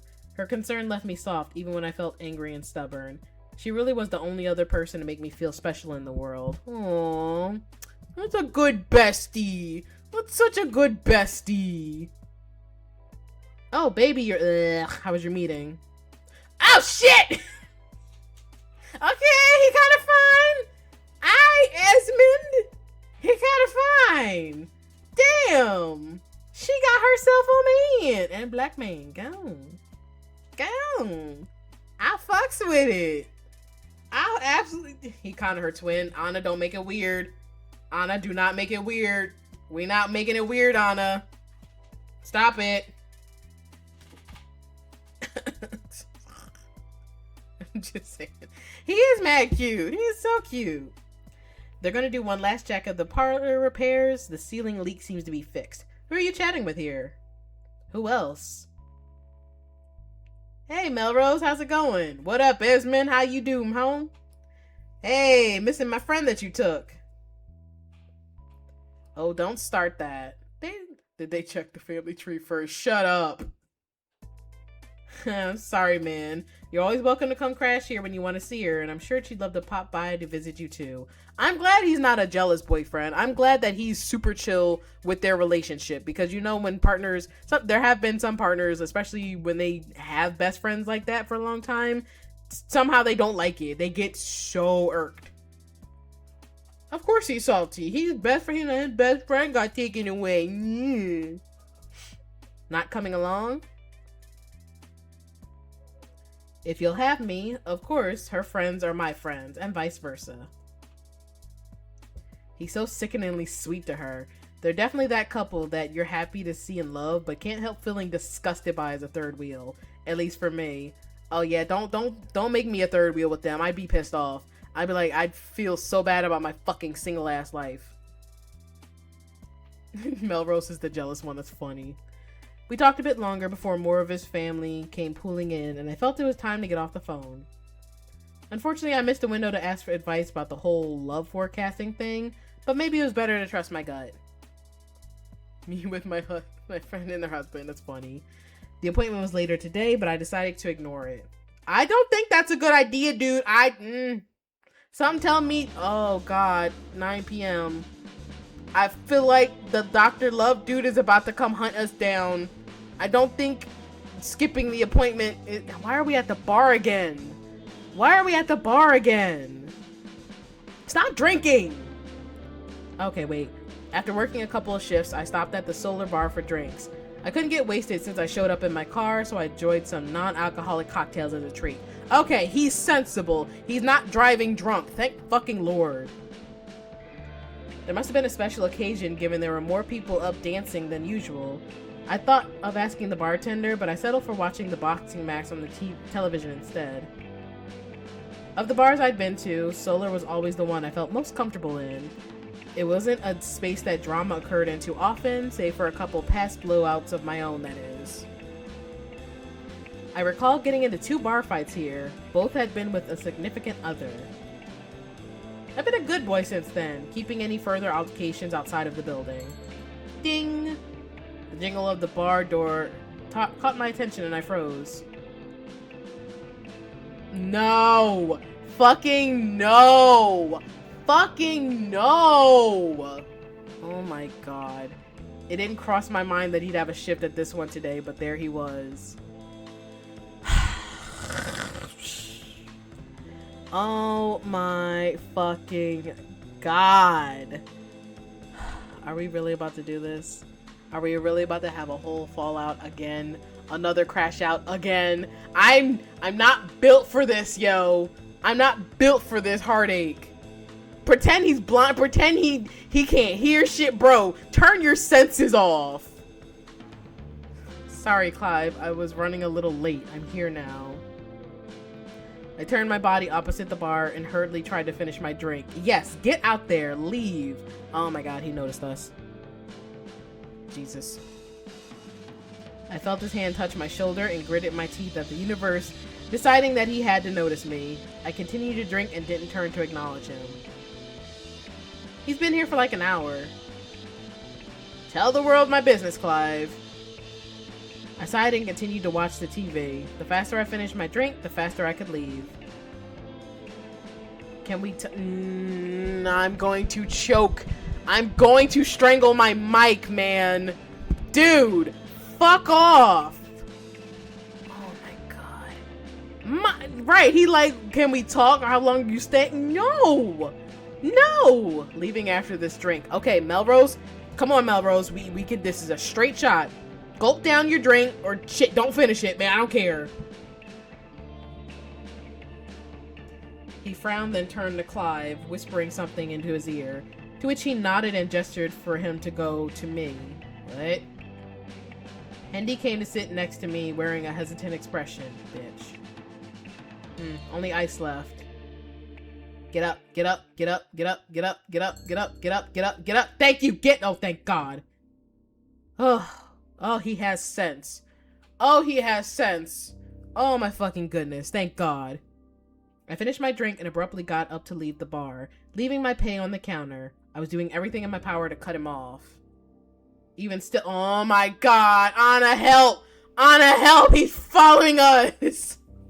He's fucking up our progress! Melrose, please! Please, bro. Oh my God. Bro, we can't, this is not a repeat offense. Can we please talk? You literally said bye and cut things off. Why in the fuck are you trying to get back into this shit? There's nothing to fucking say. And he ain't even drunk. He's sober. He said, fuck you. I glared at him, gritting my teeth. After harshly rejecting my feelings and blaming me for everything that happened at the bridge, why is he in my fucking face now? That was the question. And yet he still stood there, twiddling his little fingers and beating around the damn bush.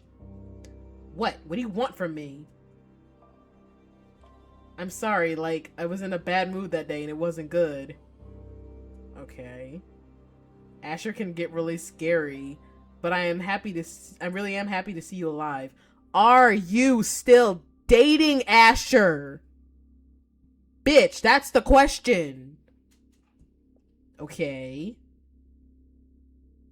Oh shit, your first choice has arrived. Choices follow a positive or negative influence. Depending on the context of the scene, either choice can give good or bad results for Melrose. Think carefully. Positive influence does not always mean positive outcome and vice versa. Okay. Oh shit. What? Uh this is so vague. How?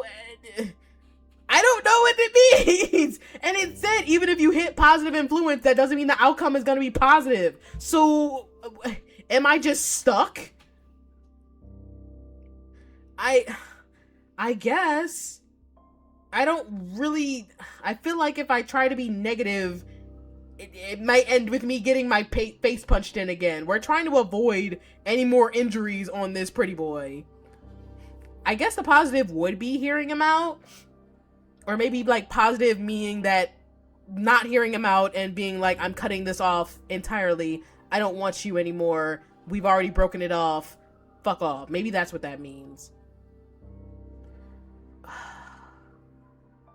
Alright, I'm gonna positive this shit. Oh, Rena! Thank you for the hydrate. Yeah, I do need this. My voice is getting strained. Hi, Rena! God damn it. Dying. I guess we'll know once you choose. Alright. We're gonna... Positive, I guess. Damn, I wonder if I can go back. Shit. I can go back, but like not that far back. Damn it. Alright, so I'll go back to my other save file to see if I can go for negative. But we'll put that right there. Save that. Okay. Honestly, it was hard to hear him say that and simply take it in. But it was what I wanted so badly from him. Some inkling of care, no matter how small it might have been. Oh, fucking hell. We couldn't have had a relationship for 8 months in which he didn't give a shit about me at all. Hello, disembodied voice. I lurk.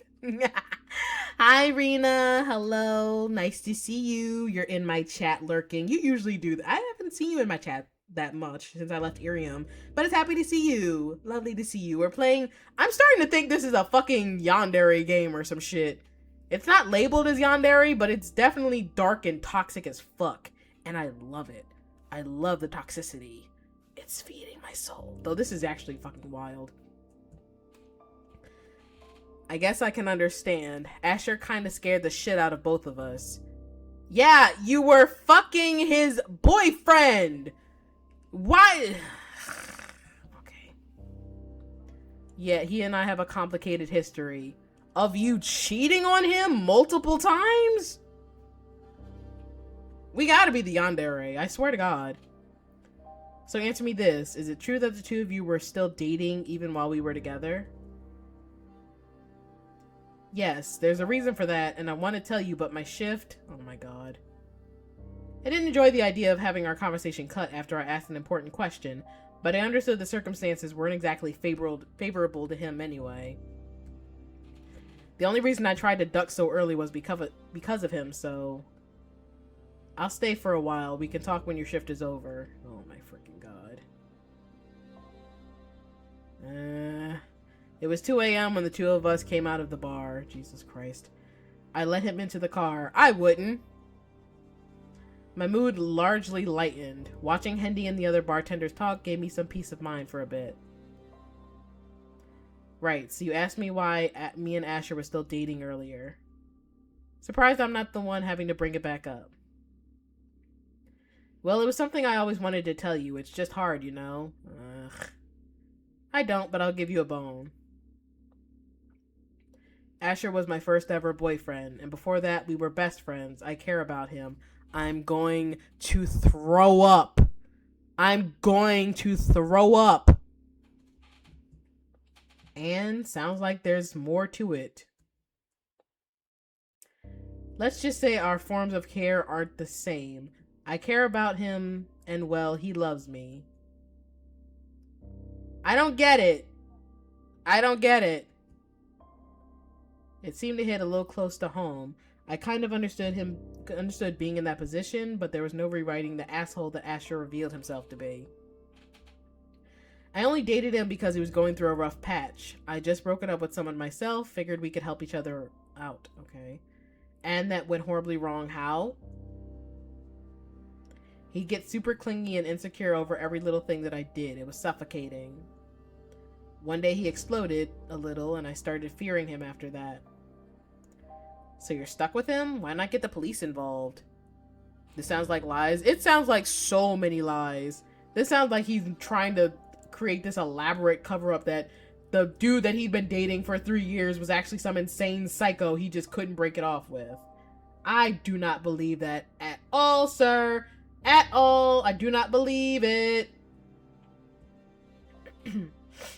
Man, he's still my best friend. I don't want to do something as drastic as putting him behind bars. Why not? If something's fucking wrong with him, put his ass behind bars. Fuck you mean? A restraining order? He'll violate it for sure. Well, damn. Guess you're really in a fucked up situation then. If you're scared now, then is it really worth sticking by his side? There was no way around it. He needed to put him away or be stuck with him. He was dangerous, and to be honest, Hendy was even crazier for trying to protect him at this point. Okay, thank God. So Melrose, you see that if the dude Asher really is fucking nuts, and this dude is just like, well, he's my best friend. I don't wanna see him in behind bars and everything. Back out of this. You don't want Hendy. You need to leave. Leave. I can't say for sure if I'd given up on him if I were in his shoes, though. As someone who handles my shit the best that I can and not always the best for others, I could understand needing someone to accept your imperfections. I desperately want that, but Asher, I wasn't sure if he just didn't have a lid on himself properly or if simply didn't care about right or wrong. He wasn't drunk or high when he chased me with that bat. He was completely sober. It was a coherent choice, or so it appeared. I still care about him. I don't want to ruin his life. I would. But you intend to bring me into the life you two have? You saw how he reacted to that, right? I didn't forget that he said you've done this before. It was a one-off sentence, but I held on to it. The two had history with Hendy cheating, made me wonder if I could fully believe his side of the story. I wanted to trust him, but Hendy always had a way about him that sometimes made me feel disgusted with myself.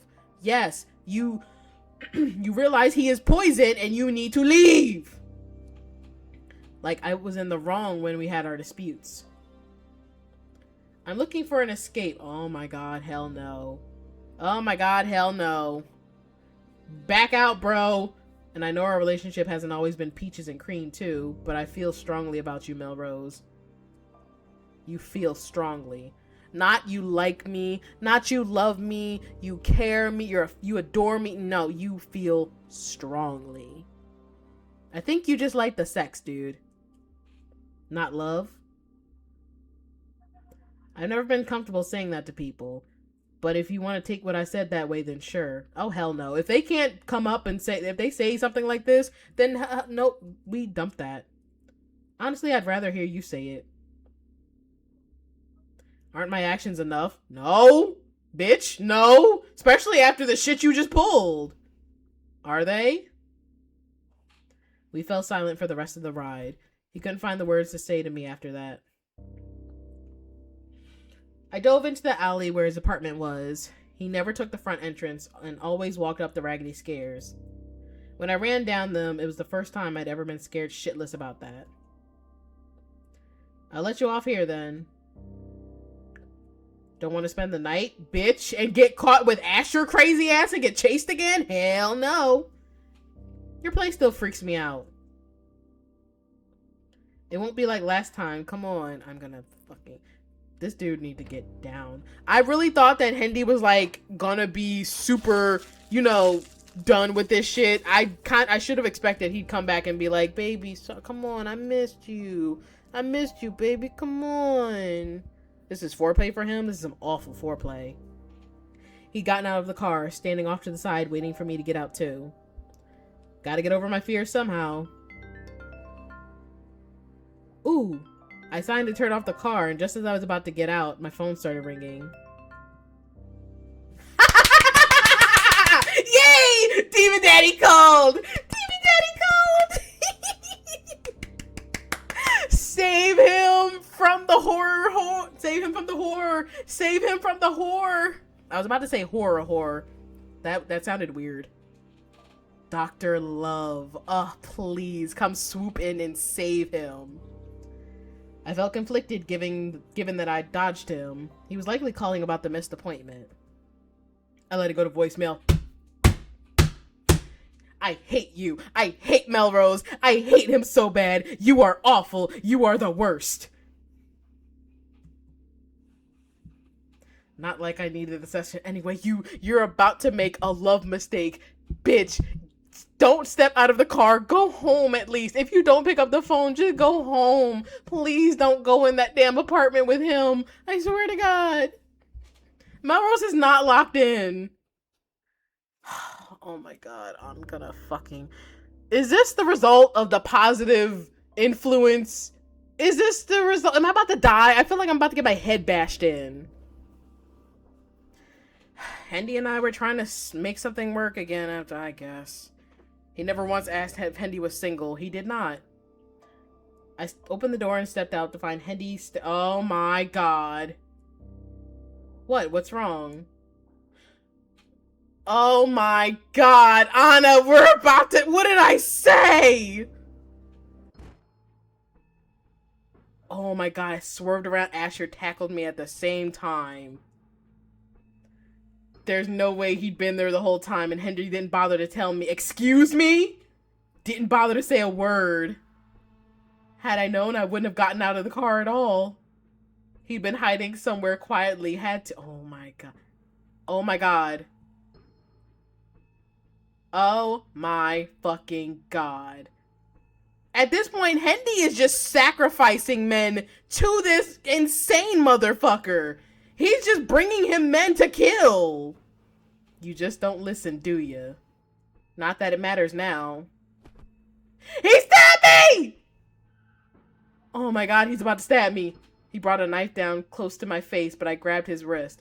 The two of us struggled over the seats, my back strained from the uncomfortable position.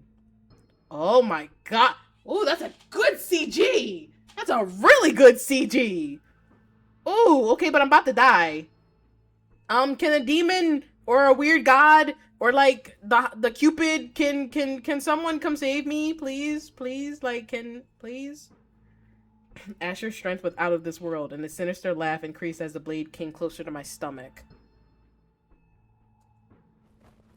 Hendy, help me! I don't think he's gonna help you. You think he's gonna save you? He's fucking gone. Nobody's coming for your ass. He summoned enough strength to plunge the— Oh my God! Oh my God! My grip on him slipped, twisting the knife. He stabbed me again. The pure malice on his face showed that he'd go for the kill again. I anticipated that he would release all that pent-up rage inside of him on me. The pain was too much for me to resist. My mouth was already pooling with the taste of iron. I could hardly breathe. No more strikes came after. Instead, I felt Asher being yanked off of me, followed by the sound of something splattering on the concrete. Huh? My vision blurred and wavered. The air grew colder. Help. I felt a hand touch my face and correct my teeth with its warmth until everything faded away. Huh?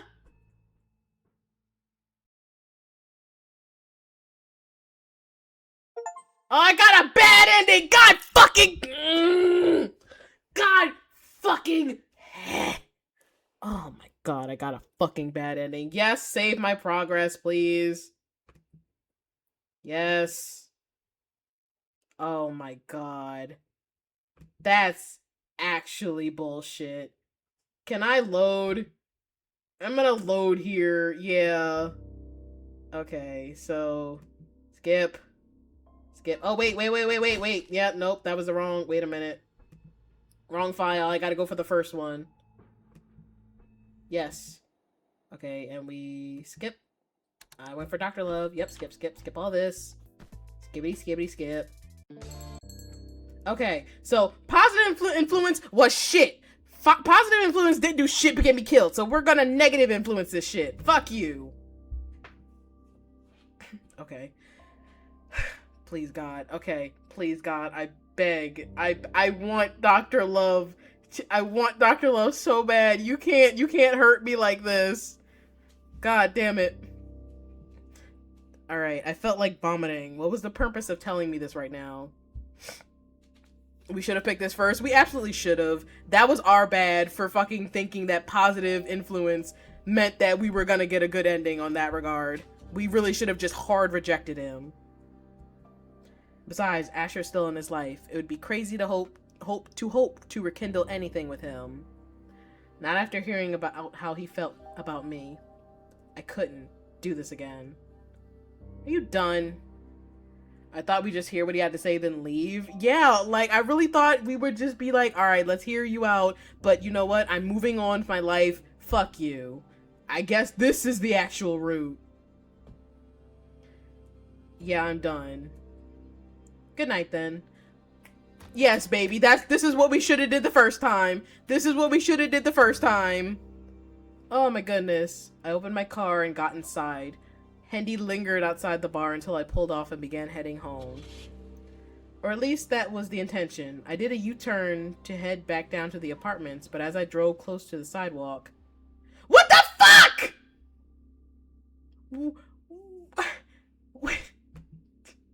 I'm actually... You can't be here right now! You can't be here right now, yo! What the fuck? I didn't even do anything this time. I literally ran. Listen, we walked from this man and you're still trying to beat my ass? Yeah, I hope he does run him over. A metal bat collided with my windshield, cracking the glass. Reflexively, I've let go of the wheel to guard my face, foot still on the pedal, and... Let's fucking go! Oh. No, baby, why are you always getting hurt? Oh my word. Oh, we crashed, we didn't hit him. Boo! Should have knocked his block off. Opening my eyes again was like waking up from a long dream. The room was chilly, and the indiscreet sound of the television bounced off the hospital walls. I absolutely hated being here. It wasn't my home, and because of that, the loneliness set in worse. This is actually humiliating. My eyes roamed down to my left arm, wrapped in a sling, likely broken or sprained. I tried replaying the night to remember what led to this, but my head hurt too much to think. I'd definitely been in an accident, for sure. Sighing, I closed my eyes, only to open them seconds after the door to my room opened. In walked a man I didn't recognize until my eyes adjusted. Ah! Hi! Hello! Did you rescue me? I hope you did. I hope you killed that motherfucker that was trying to kill me. Ah, you woken up. What are you doing here? My voice came out cracked and unused, like throat dry like a desert. I had lost track of how many hours had passed, or if it was still the same day. Dr. Love brought a water bottle over, slipped a straw into it, and held it to my lips. Drink first. Oh, he's so nice. Oh, he's so nice. Oh, he's so sweet. Oh, I want him to rail me. Oh, Melrose! Melrose, please! You must lock in. You can't fumble this again. You fumbled it already by not going to that fucking appointment. Begrudgingly, I took a long sip of the water before he set the bottle on the table next to the bed. Answer my question. They contacted the last person to call you after your accident. That person happened to be me. Anna, stop looking at his hole. That's inappropriate. You called? Curious why you didn't show up to our session and intent on asking if you wanted to reschedule or cancel it. Why didn't you say you were only an acquaintance? They couldn't get your phone call. They couldn't get into your phone to call any of your relatives. As someone who at least knew you on a professional level, I wanted to extend my support. Oh. There were no relatives to get in touch with. I'd been separated from them for years. The only people I had in this world were Grandma and Marlo. Did they tell you what the fuck happened? You were attacked and involved in a car crash. Authorities arrested the suspect not long after. Do you not remember the leading actions? No, my head hurts to think. Then it can't be helped. I paid to have your car put in the shop. Oh my god. Why would you do that for me? It's a non-issue to me. You were unconscious and no one was available to ensure you were taken care of. This dude looks like he wouldn't give a shit, but he's actually giving a lot of shits. I love that. I love the ones that look like they do not give a crap about the damn world, and he's actually, he's nice. I simply offered the aid that you didn't have. He's nice. He's very kind. Feels more like, dude, let him be nice to you. Oh my god, this is how he fumbles, because he always want to say some shit. Melrose, shut up.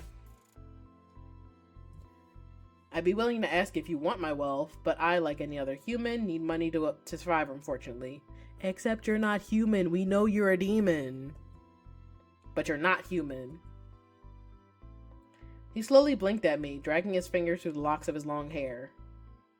His expression was as blank as it'd been the moment he'd entered the room. I couldn't imagine what he was thinking. Is that why you ran away the other night? It's not every day that you see a person with horns, red eyes, big black wings, and exposed beating heart. Point taken. I was just saying, I hope Melrose doesn't piss me off. And there he goes, pissing me off. He is pissing me off so bad. And yet you're undisturbed by my learning that. My appearance before you is neither here nor there. In the end, the results of my efforts will be the same. Something about the way he spoke both irked and reassured me. As far as I could see, he was a monster, yet I almost felt that he had little to no intention of harming me. I chalked it up to a muddled and tired brain. So now that you know I'm okay, are you heading home? I figured that an empty hospital room might feel more uncomfortable than one shared with a guest. However, I'm prepared to return to my home at any moment should you tell me to leave. I stared at his blank face and rolled my eyes. Dr. Love was a weirdo confirmed, but I resonated with his words. He's a weirdo? Then what the fuck does that make you? He's literally saying, oh, you might feel lonely since you don't have anyone they can contact. I can keep you company for the... Like, a handsome man pays for the car to be fixed, keeping you company in the hospital room. You are being so stupid. Oh my god, I'm about to get into a car accident to get a fucking hot dude too. Oh, there's no way. Being left in a room all alone would leave me with no choice but to sleep the discomfort away. I won't tell you to leave, but you're making me feel indebted with all these effortless gestures. Then reschedule your session with me. I'm crying. He's like, we doing this shit again. He's so combative. This is why he's having problems with his love life. You always want to argue with shit. I hate that in people. I looked for any sign of him joking, but he actually wanted me to pay him back this way. Why? As I said, I aim to help you. I want the opportunity to try without you cutting me short before I can even make an attempt. What do you get out of it? Surely this is more than the average consultation. Answers to quell my curiosity and the satisfaction of finding your soulmate. Nothing more. If you say so. I suppose there is no solid reason for you to believe me, but I will continue to make do with this much. Got jumped twice by the same dude. I squinted at him, then sighed in frustration. He made it sound so simple, yet I couldn't believe it was. Dr. Love had an interior motive. I just couldn't prove it, nor was I sure that I wanted any part in it. Bro, let him... Oh my god. Give me some time. Fuck you, time. How much could you possibly need? No time! Want me to terminate it? Bitch! No, but I'd imagine this is something that you want more than anything, right? I don't trust you. Part of my job is to develop that trust. Of course, you'd have to let me in first. Please, Melrose, just once in your life, just be like, you know what? Fuck it.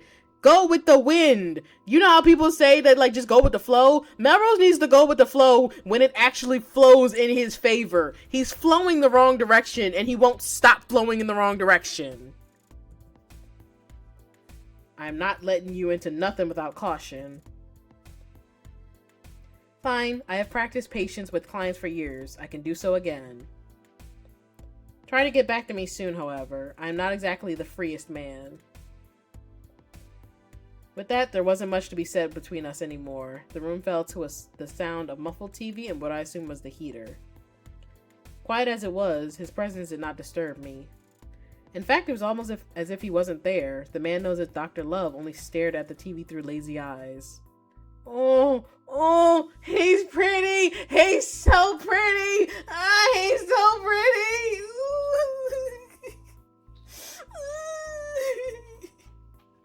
Right, he gave Hendy all of that grace and just so fucking rude to Dr. Love. 8 months compared to a couple days is nothing, bro.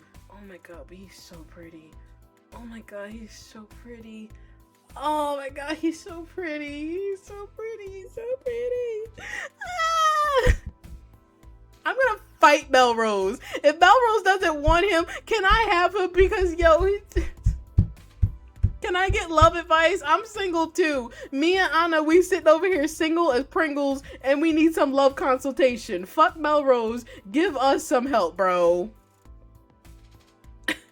God damn it. I need more water. I'm gonna need to pee so bad when I finish stream. Tired seemed too simple a word to describe the way he slumped in his chair. Was he even comfortable?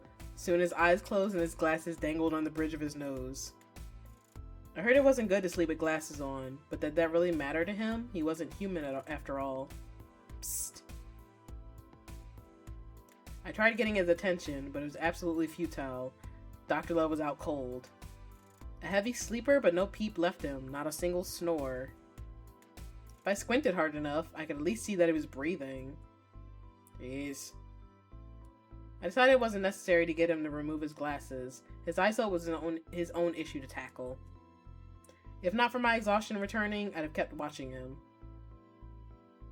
I still hadn't figured out why his appearance kept changing in front of me when I least expected. If I asked him, he'd probably feign ignorance. My eyes slowly closed, and I felt my consciousness drain back into a gentle darkness. Dr. Love. Ooh, we get to go from his POV. Ooh, okay. I'm into this. 2 p.m. Dr. Love's POV. I fuck with this. It occurred to me that maybe my prior actions had struck fear into Mr. Figueroa. You think so, bro? You grabbed him and was like, who the fuck are you?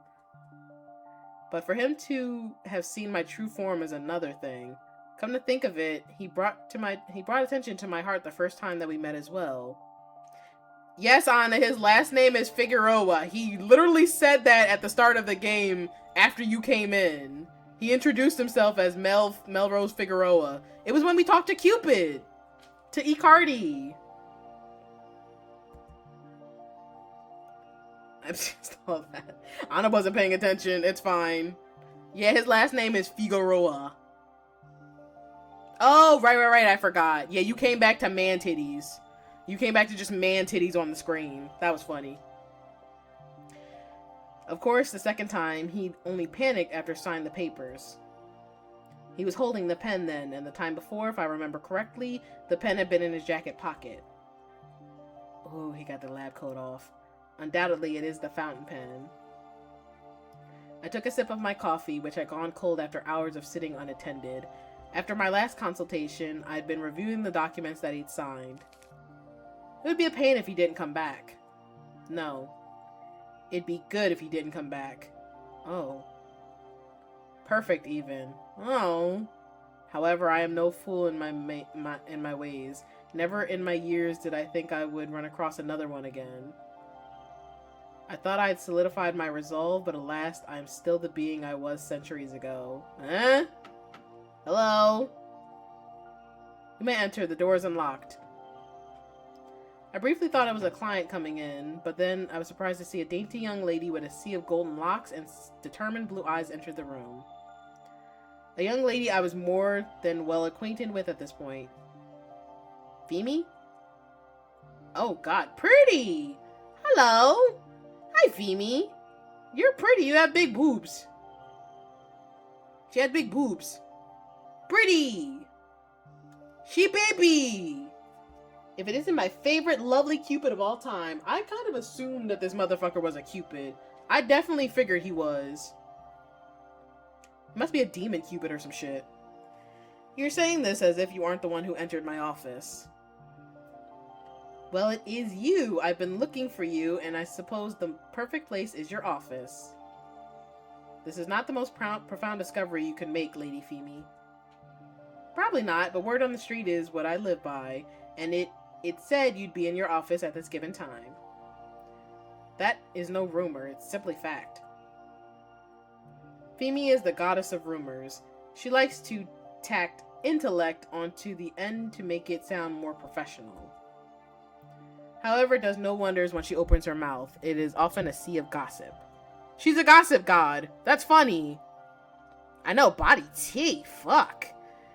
Even so, she has a way with persuasion and intrigue. On various occasions, I have found myself on the beneficial side of her rumor mill. There are truths and lies, but Femi, being the goddess of it all, has an easier time making the difference. As to whether she cares to spread the correct and truthful information depends on her mood. Equally as delicious as when it's not. May I ask what brings your company? He's so polite. Aha, the usual. You know, I've got intel. Rumors? Intelligible evidence. Rumors. Digestible news. Changing the name, unfortunately, does not change what it is, Lady Femi. She flipped my bangs with a slight air of annoyance, then took a seat atop my desk. Okay, she just fucking on my shit. Anyway, I heard many things today. You're bound to hear something about one of your clients. Is there anyone you want to hear about? I pretended to pause and practice a form of self-restraint. But I knew exactly what I wanted, and Femi was an efficient god for her talent. Oh my god, of course he asked about us. Yes, I do. Have you had the pleasure of hearing details about a man named Melrose Figueroa?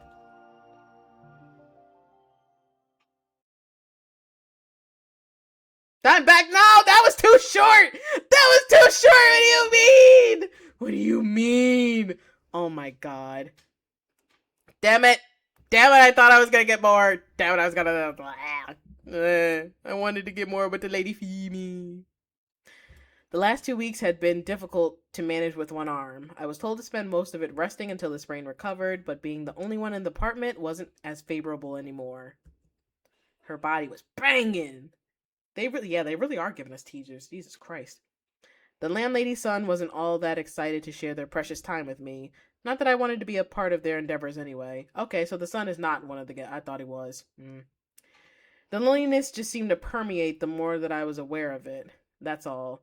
So when I shouldn't have been wandering around and making money, I still tried.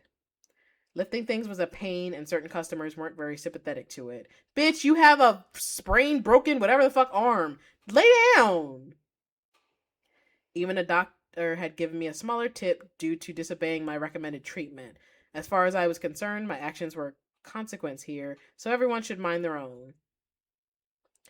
Love Life Studio will have a collaboration with your local eatery called Love Tracks. Huh? I changed the radio station. He's everywhere. Bro was like, you can't ignore me forever, Melrose.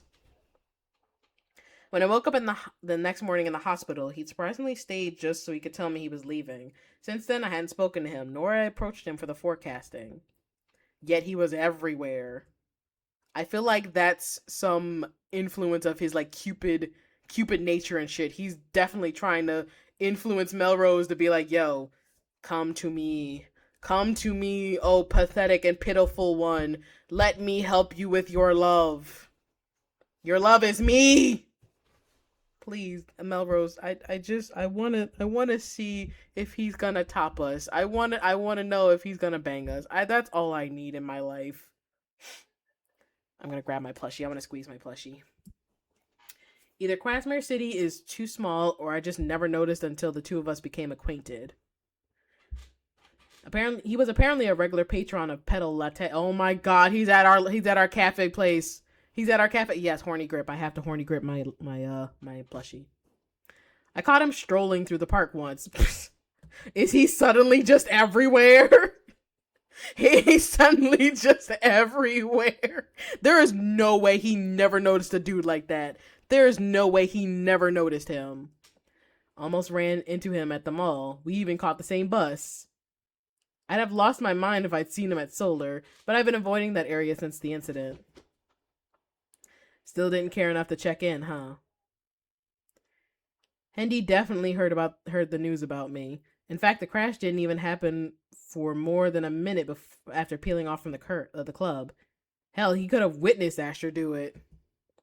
But he hasn't said or sent anything to me. The barkeep and Clive at least sent texts and emails as apology, although it happened off the premises. We have to be done with Hendy. We have to be done with him. This has to be everything else should have been the breaking point, but I swear to God, this should be where you're done. This should be where you are just fully done. Please. It wasn't really their problem, but I accepted their gesture, unless they knew something that I didn't. Regardless, I was steering clear of going there to kill time. I couldn't even draw. Oh, who calling me? Marlo, my bestie! Does she know that I have my arm fucked up? Hey Marlo, what up? Checking up on you. Grandma told me you sprained your arm in that incident. You totally left that part out of the text. I thought you were okay. I'm still in one piece, so technically I'm okay. Better not be working. Don't worry, I worked yesterday. May! I burst into laughter overhearing her endearing and stern motherly tone. I guess he didn't tell her. Like, damn, dude, at least this is your bestie. Let her know that you hurt. I remember the first time she called me May. A derivative of the word May because we'd met then. But originally she had the bizarre thought that the L in my name was an I. Mayrose? That'd have been cute. No matter how much we went over it, I couldn't understand where she got it from. Mel was the common, more appropriate nickname, but wanting to be different, she stuck to May. At first it was annoying, now it's special. Anyway, I'm glad you're okay for the most part. As okay as one can be in an empty apartment. You're totally fine and you know it. Are you still looking to date someone? Girl, don't be trying to matchmake me right now. I thought about my arrangement with Dr. Love and frowned. Hendy apologized to me 2 weeks ago, but I haven't heard from him since then. When she said date someone, she meant not Hendy. And he is in the equation. Why, May? I thought we were kicking the toxic out and not inviting it back in. I don't think he's able to do that. I think toxic is just in his vocabulary at this point. Was he really that The fact that you have to ask that question, the fact that you think that he wasn't toxic at all. Oh my God, you can't be this dumb. You can't be this stupid. Marlo is ready to beat him through the phone. Marlo is so ready to beat him through the phone. I'm thinking about something. It doesn't involve getting back with him, so pull your panties out of your ass. Thank you, sir. Panties comfortably arranged. You know, if I were Esmond, that'd be weird to hear randomly out of context. Don't worry, he's been here the whole time. Damn. Hey, Melrose. He's just hearing my relationship shit. God, I could have said something cursed to hell and he'd have heard it. Mar, warn me when I'm on speaker. Or Esmond could stop being shy and say hello sooner, but will do. Knowing Esmond was around kind of changed the flow of conversation, but it was nice to hear her voice and that she was happy. I really missed having her here. Being without her is harder than I thought. Aw, poor baby. Grocery store. I swear to God, if Dr. Love pops up, I'm gonna crack the fuck up. I'm gonna crack the fuck up. He's just be like, oh yeah, I'm just shopping. It's his platonic soulmate. I know, I love that. I do love that. I love when people have soulmates in like a non-romantic sense, because it's so hard to find someone you actually connect with and shit. Dr. Love needs his Dr. Pepper. Stop it. We're not calling him Dr. Pepper. Ouch. I gave myself a 3rd week of resting in hopes my neglect would go without strenuous effect. With food running low and my arm gradually feeling better, I figured grocery shopping for myself wouldn't be too bad as long as I got enough to carry in one hand. Need milk. I seldom visit the market this late, but I needed some items that could also be prepared tonight. Too many ingredients and not enough actual food. I swear to God. Shit, I'm sorry. Oh, this is the worst outcome. This is the worst possible outcome. This is the actual worst possible outcome. I'm tired of seeing this motherfucker. I'm so tired of seeing this bitch. I am so tired of seeing your face. Why do you keep popping up? Anna, if it pops up with that damn positive and negative influence and shit, I have to negative off rip. I'm not gonna do positive again. Oh my word. I smudged up my glasses because I got so mad. Fuck. Where is my thing? Oh my god. That just made me so mad. Oh, I smudged my glasses.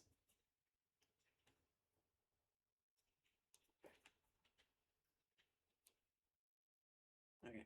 Oh, these are wrong cloths. Wait a minute. I gotta get the right cloth for my glasses. Ugh. Where'd you go? There it is.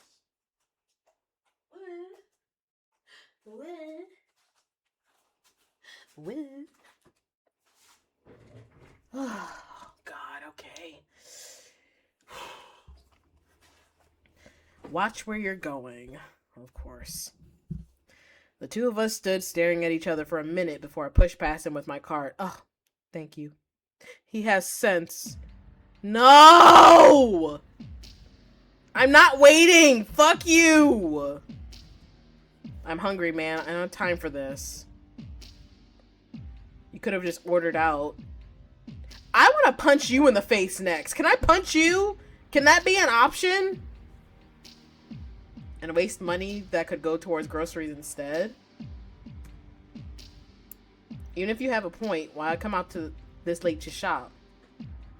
Because I'm a grown-ass man. Fuck you. He rolled his eyes while trying to keep up with me. Abruptly, his hand latched onto the cart and stopped me in place. Get off my dick. I'm getting real sick. Fight his ass. Punch his ass. Let me help you shop. What? Motherfucker.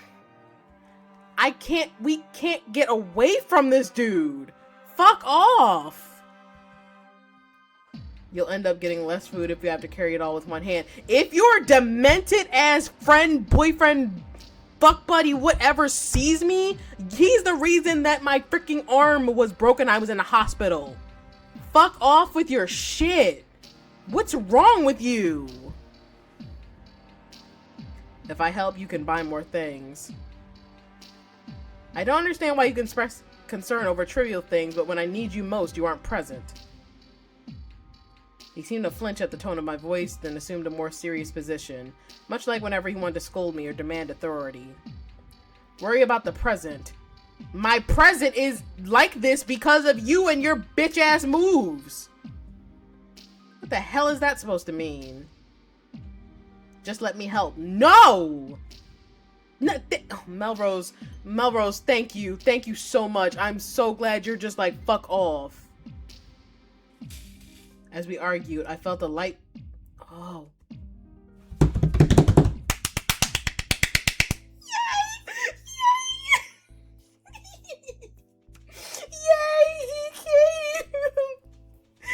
My doctor love. This is good. This is excellent. Perfect. Butt in. And look at that little blush. Look at his little blush too. He looks so cute. Hendy, fuck off. Apologies, I need to grab a liter of soda. Do you? My heart skipped a beat, then raced like a heart attack was approaching. Well, okay, don't have a fucking heart attack. I didn't expect to run into him here. Dumbass Hendy ruined everything. Sorry.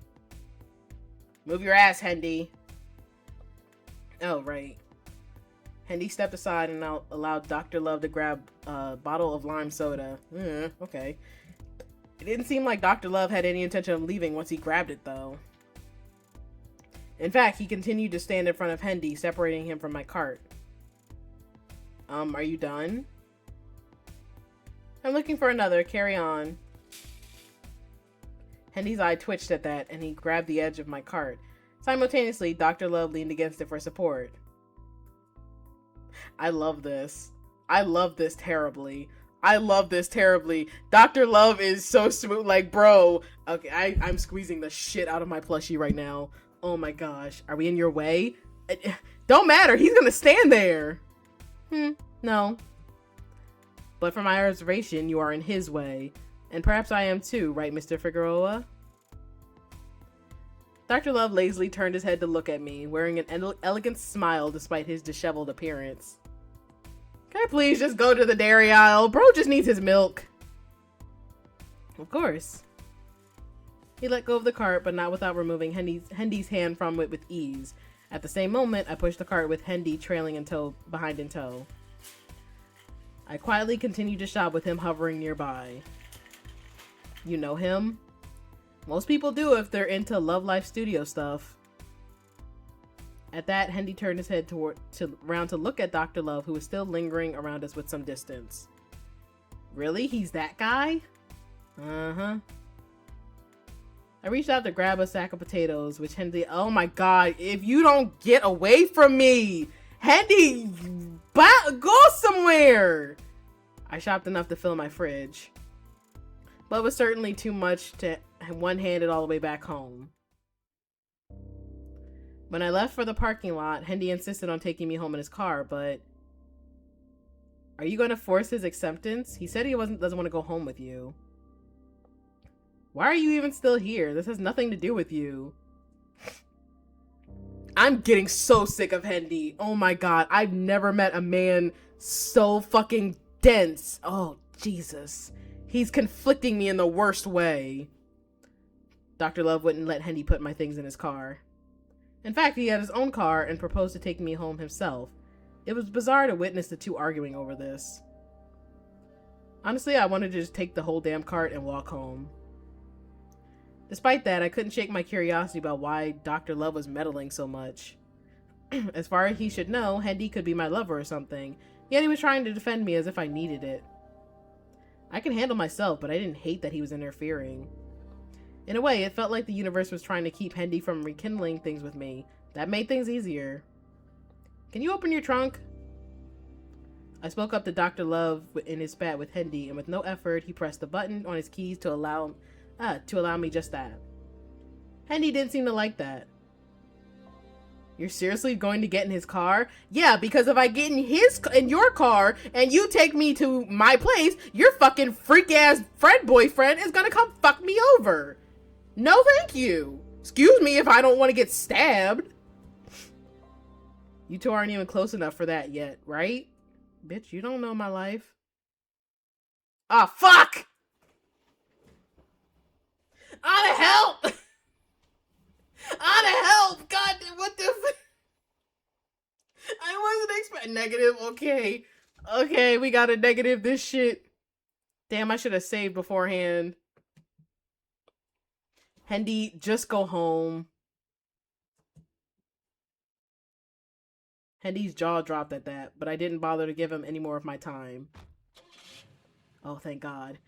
I so wonder, I might go back just on my own time to see what the positive thing would be. I'm gonna finish Dr. Love's thing tonight, but like I want to see what that positive ending would have been. I feel like Asher was probably gonna kill me again. Yeah, I'm finishing Dr. Love tonight, and I'll probably, after I come home tomorrow from being out shopping, I'm gonna play, of course I have to play Icardi. I keep smudging my glasses. I'm hugging my plushie too much. So we're definitely going to finish Dr. Love tonight, and then tomorrow I'm going to do Icardi, and then Sunday, if I remember or if I wake up one time, I will stream Blake Manor. Let's go back to back stream. Okay, Dr. Love helped me put everything into his car, and we peeled off rather shortly. Let's go. Fuck him. Did I save? Okay. It's okay. I can go back to that later. Probably gotta eat and lay down. Yeah, no, that's okay. My back and neck are killing me. Oh yeah, definitely when we get to the end of the chapter, I'm definitely gonna finish up. But we need to see the end of this. I so need to see the end of this. The ride was as quiet as a night at the hospital. Almost. The navigator piped out a line of instructions every other street or turn he made. After a while, I felt the need to break the silence. Why did you step in? Against that other man? Well, you didn't appear to find his company pleasant. He could have been my boyfriend. Could have, but is he? I clocked that shit. I looked down at my arm sling and sighed, shaking my head, not that he could see it. No, he's not. He was, but not anymore. I figured as much. I wouldn't have introduced you to consultation if I'd believed you were in a stable relationship. Crying. That's fucking rude, but not inaccurate, bitch. Even if he was right. What about you then? What? Got a lover? Would she curse me out? Will he chase me with a baseball bat? Huh? Who are they? My onslaught of questions made his brows furrow, and he seemed to swallow noticeably. I do not have a significant other, nor do I need one. Oh. Well, I'll be damned. You're just as single as me, then. You're a cocky little shit. You are I hope he punches you. Now you need to be punched. You're being a bitch. How does the radio host of the top dating agency end up being single? My job is to match people and help them fall in love. It isn't necessary to indulge in it myself. Or perhaps you just have no game at all and yet you're giving advice to other people. And yet they have a 90% satisfaction rate. So what does that say? Ouch. I keep hurting myself. God damn it. I suppose I deserve your well-crafted dissing. Dissing. He smiled and I found it hard to take my diss seriously. If it bothered him, he wasn't showing it. Have you ever thought about dating? I have already dated before. Really? What happened? Surely a matchmaker like yourself didn't have a nasty breakup. Of course it wouldn't surprise me if you did. Dr. Love wasn't well kept even if he was beautiful, and he could add a little more fluff to his words for some. Motherfucker, shut up! The equivalent of being widowed, I guess. My brain just broke for a second. Wait, what? Oh, he was married. Oh, shit. Oh, okay. Damn. Alrighty. Ooh, I wasn't expecting that one. Oh, I'm dating a I want to date a widowed man. I wonder what his dick game is like, yo. Sorry about that. Joking about it when he had a serious reason for being single made the urge to talk feel awkward. Despite that, he didn't change his demeanor at all. I know, that was his own fucking fault. Bro wanted to be fucking a cocky little shit and then end up being insensitive. That's what the fuck you get, bitch. If I poked fun at something sensitive, I expected to have someone bursting my eardrums or punching me square between the eyes. Maybe he couldn't afford to do that while driving. It was a long time ago. It doesn't hurt anymore. Oh, it doesn't hurt anymore. I couldn't shake the feeling that came over me when he said that. It was as if something inside squeezed tightly. His words didn't sound real. Funny that I, the potential client, was trying to read into him. I may be foolish, but he sounded robotically rehearsed. Still, I shouldn't have joked about it. I accept your remorse. When we arrived at my apartment, I took all the bags out of his trunk and lined them against the wall. It'd be a back and forth trip, but I'd take it if it meant relieving him from the burden of helping me. Unfortunately, the meddlesome doctor didn't let that fly and took the remaining bags up to my apartment for me. Here. I pulled a couple of bills from my wallet and handed them over. He looked at me as if I were some foreign specimen to study. Why? Because I feel too indebted not to give you something. Take it. I do not want it. Then what? Want this bag of apples? I have another bag. Wasn't the point of buying all this to fill your kitchen? Take something. It's making me uncomfortable with how much you've done for me. Take a kiss! Kiss him! I told you how to pay me. I know he said with the freaking appointment, but my brain was just like, bro, I'll give you my body. Oh, fuck! I pulled my headset. Ow. I pulled my headset.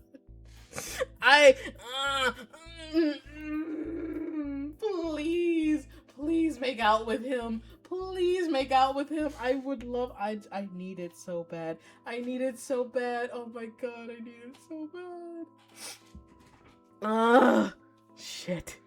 He leaned forward, his can't talk. Glasses sliding down slightly down the bridge of his nose as our eyes met. My body stiffened, but I couldn't break eye contact. His long fingers grazed my wrist as he maneuvered the bag he'd been holding into my grasp. I clenched it in my hand. Make your appointment and come see me. Follow through this time. I'd almost forgotten the reason I had been avoiding him was because of that strange appearance, but right now, he looked as normal as any other human being. He looks gorgeous. He's gorgeous as a demon. You're just kind of stupid for not seeing it. I couldn't understand why. It was driving me insane. If you'll be honest with me. Ask, you may receive. Are you a demon? No. There wasn't an ounce of hesitation in his voice. Either he was a confident or a well-trained liar. Because of this, I didn't know whether I could believe anything he'd say if I kept guessing. Oddly, I wanted to believe in him. I know that may satisfy you, however, let's do this. If you come to the appointment, I will answer whatever questions you may have for me. How do I know you won't lie? I have no reason to lie, only reasons to withhold. Why add the last part? Because that's part of being honest. I will not tell a lie, but I will withhold what I deem necessary. I didn't know how to take that. Withholding was every bit as lying to me as it was making up something. But I guess it was better to have him be truthful and hold back on details than lie to me. I still didn't think I could trust him, but I really wanted to. Alright. Now I believe I've overstayed my welcome. I'll be leaving then. He pulled back from me and the warmth I'd felt along with his touch felt prevalently cold. It was hard to ignore. Almost as if all the warmth was leaving with him. My heartbeat increased the moment he reached the door. I took a step forward but didn't chase him. I couldn't make him stay for whatever this selfish, unwarranted feeling was. Dr. Love? Yes. He opened the door, then looked back at me with a blank expression. It's dark out. Be careful on your way home. People do crazy things at night. Okay, I'll keep your words in mind. Good night, Mr. Figueroa. I can't get over his last name. With that, he disappeared through the front door, and the icy stillness of the room finally settled in on me. Finish putting your shit away. Please reschedule. Please. It's raining. Oh my god. Oh my god. Okay, please. Please. I'm gonna hold myself. Oh my god. Stepping into the studio for the third time made me feel a lot more anxious than I wanted. It was earlier in the day, so there were many other people. I even saw the Kevin guy who had a tiff with me the first day. He couldn't look me in the eye because he was still embarrassed. Good. Fighting somebody over fucking tacos. Be embarrassed forever, bitch. That was sweet. It was so sweet. It was so sweet. He never apologized for it. He never apologized. Fuck him. Fuck that man. When I approached Dr. Love's office, another client was leaving delightfully, perhaps with good news. That didn't make me feel any more at ease. Before coming in, he had me fill out a sheet of general questions. They are reminiscent of the old dating quizzes in magazines. Simple miscellaneous things like my favorite color, favorite places to go, things to do, my type of person. Your type of person apparently is an asshole if you keep going to fucking Hendy. Oh, demon. Oh, he's demon. I'm glad you actually came in. Why are you demon? I almost didn't come again. That would have been unfortunate for me as I have no other clients for the rest of the day. Did he clear his schedule for me? I like to think he cleared his schedule for me. May I ask why? Hard to believe it would bring him any trouble considering how nonchalant he was being while recording something into his notepad the whole time. You told me to bring the pen so I can see you right now, and it's making me nervous. Right, this is only to quell your curious mind. Put the pen on the desk. Okay. Hesitantly, I removed the pen from my jacket pocket and put it on the desk. Immediately, all inhuman features on him faded back to the normal man I'd been seeing the past few encounters. It didn't entirely come as a shock, but I still wondered why this was the case. That item of yours is very special. It's giving you the ability to see things that other humans normally would not. My mom told me it was a family heirloom passed down for generations and has taken the form of many things. It's said to have belonged to Psyche. Dr. Love paused writing, but his gaze didn't raise to meet mine. Instead, it wandered to the room slowly before turning to the pad. I figured. So it's true? Yes. I'm sure in the hands of an average person, it'd simply be a fancy fountain pen and nothing more. With that, I implore you to be cautious about perceiving the other world around you. Because of her tale? So you are aware of that as well. Yeah. I see. Then I don't need to explain that. However, it would be best to keep them unaware that you can see them. The Thespa, home of the Cupidine, views her as an enemy because of the goddess of beauty and the foundation members' rule. What does that mean? He appeared to be uncomfortable as he shared that tidbit with me. It was likely something he felt conflicted about telling me, or maybe there was more. Regardless, that was all he'd say for an answer. I wanted to know more about him specifically, but he changed the subject back to the reading. Your hand, please. Why? I will do a basic reading with the knowledge I have now. After that, we will get into the session. I feel like, again, bro needs regular therapy instead of love therapy, but whatever. Though I didn't understand what he meant, I gave him my hand anyway, his long, slender fingers caged over mine with delicacy. Many people had touched me before, but his hands felt different on my skin, causing the hair on my arms to rise. A craze stirred inside me, reading so deeply into simply holding hands. Yeah, settle his mind first before we start working on his love life. That I feel like that's a thing we should do. Maybe I was even more desperate and vulnerable these days than I thought.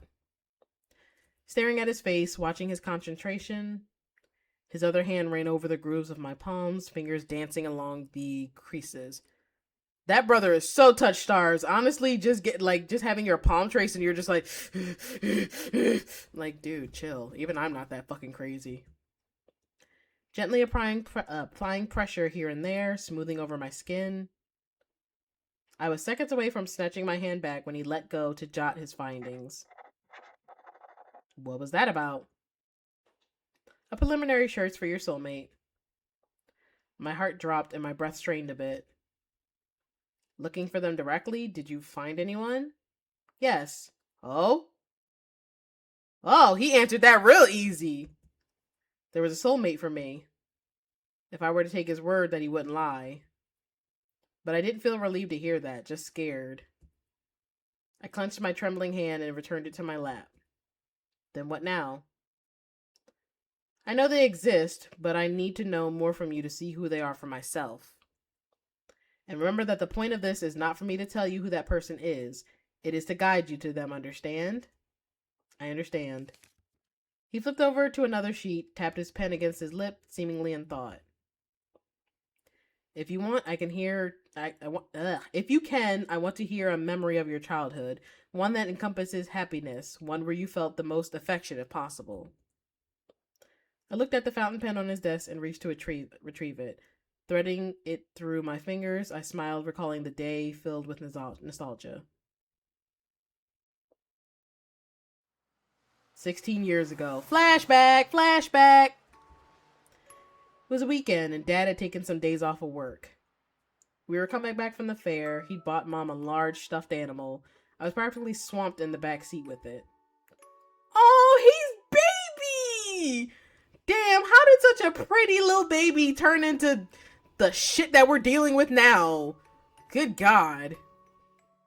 Honey, you didn't have to get the biggest one. It's not too crowded back there, is it, Mel? Nope, it's off like a pillow. I like it. See, he likes it. Fits your mother perfectly. If you get every angelic thing you see, we'll have a crowded bedroom. I thought you wanted to be buried in plushies, darling. That would be my dream. That would be my dream. He's so cute. Yeah, she said that before. Mom felt embarrassed that Dad had been pampering her all day. I don't remember the occasion. Anniversary? Just a date? If he's doing all this just for a date, my God, keep his ass. Regardless, it was a family outing, and amongst themselves, they were the happiest I'd seen them. The ride home was long, but that didn't stop Mom from writing. She was an aspiring author, and her favorite thing to use was a fountain pen, much like the heirloom. Self-voicing disabled. Ah, shut up. I always marveled at it, wanting it, so I asked her about it. Mom, can I draw with your pen? How's Mom gonna write her novel if you take her pen, son? Tired of playing with your friend back there? Let's see. She reached into the dashboard and found a boring black pen, ripped 3 pages from her spiral notebook, and then handed the fountain pen and pages to me without a second thought.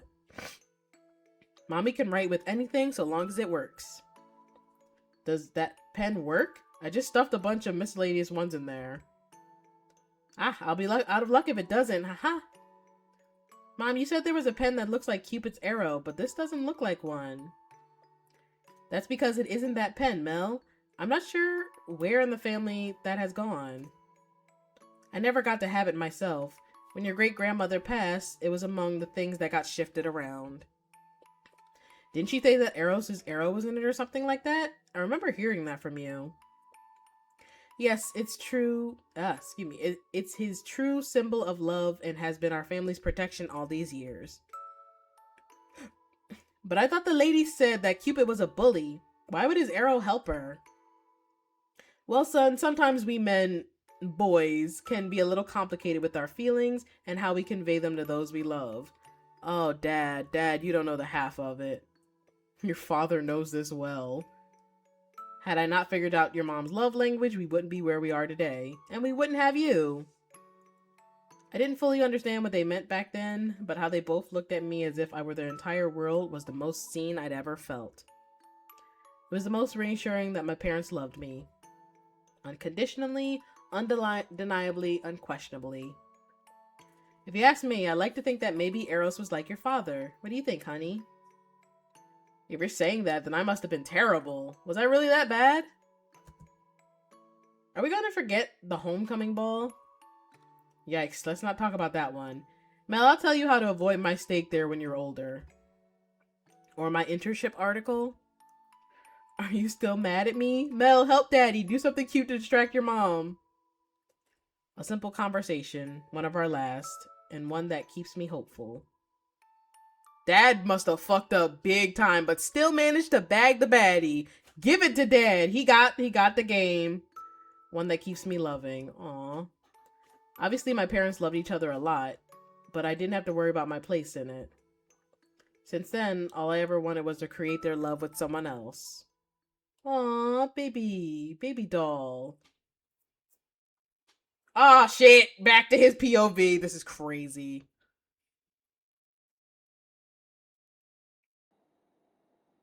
"3 p.m. We're on his POV. Mr. Figueroa's session was shorter than my others.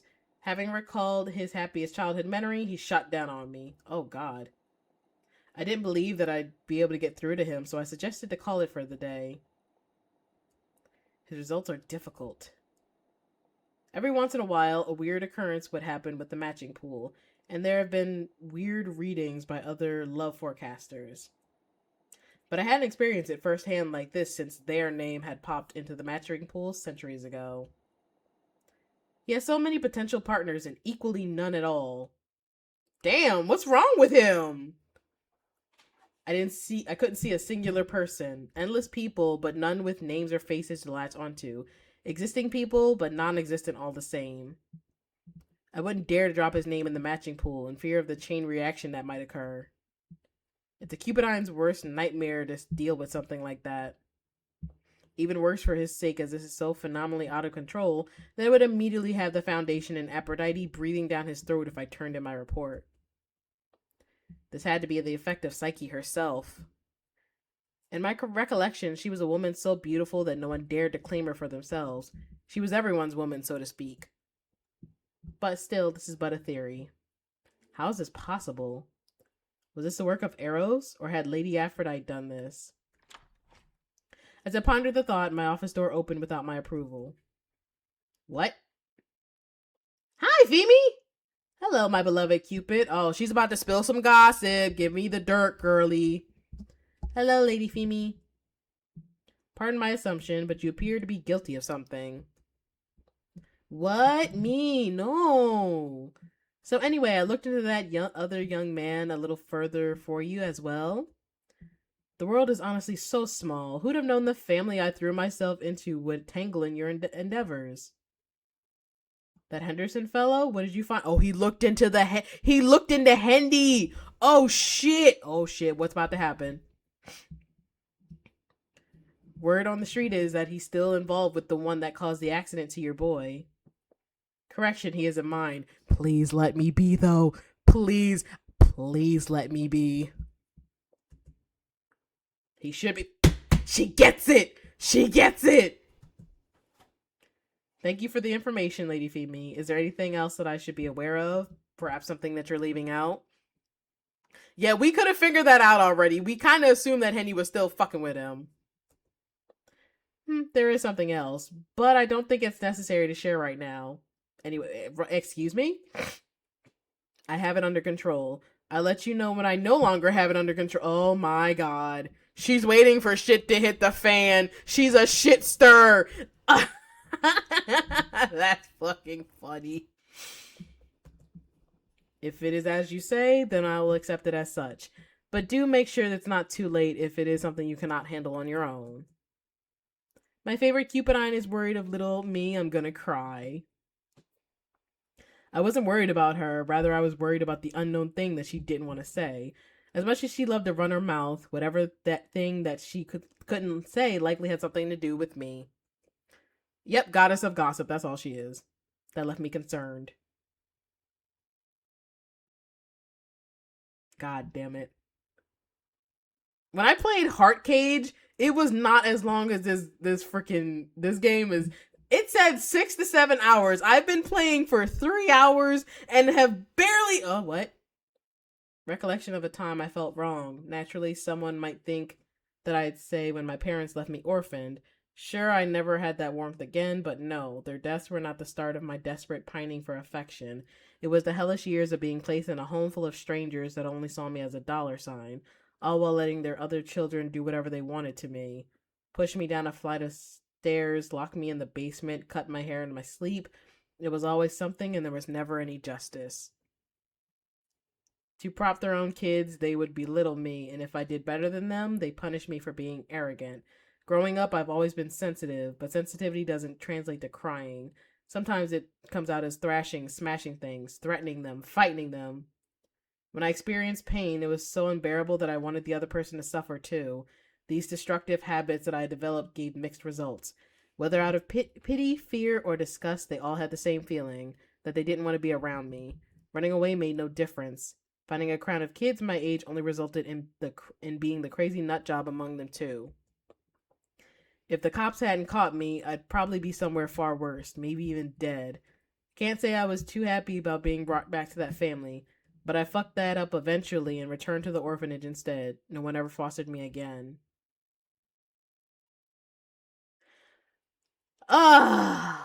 Okay, I'm actually getting very tired. I was trying to finish this chapter tonight, but it's benching on an hour, 3 hours, 30 minutes. Jesus Christ.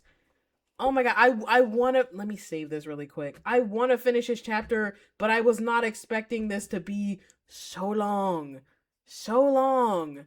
Okay, it's fine. I'm going to play this tomorrow, and it's going to be after... I'm only going to be out for like what, 2 hours? I'm going to leave around 1 to go see my friend. We're only going to be out for a little bit because I need to go shopping.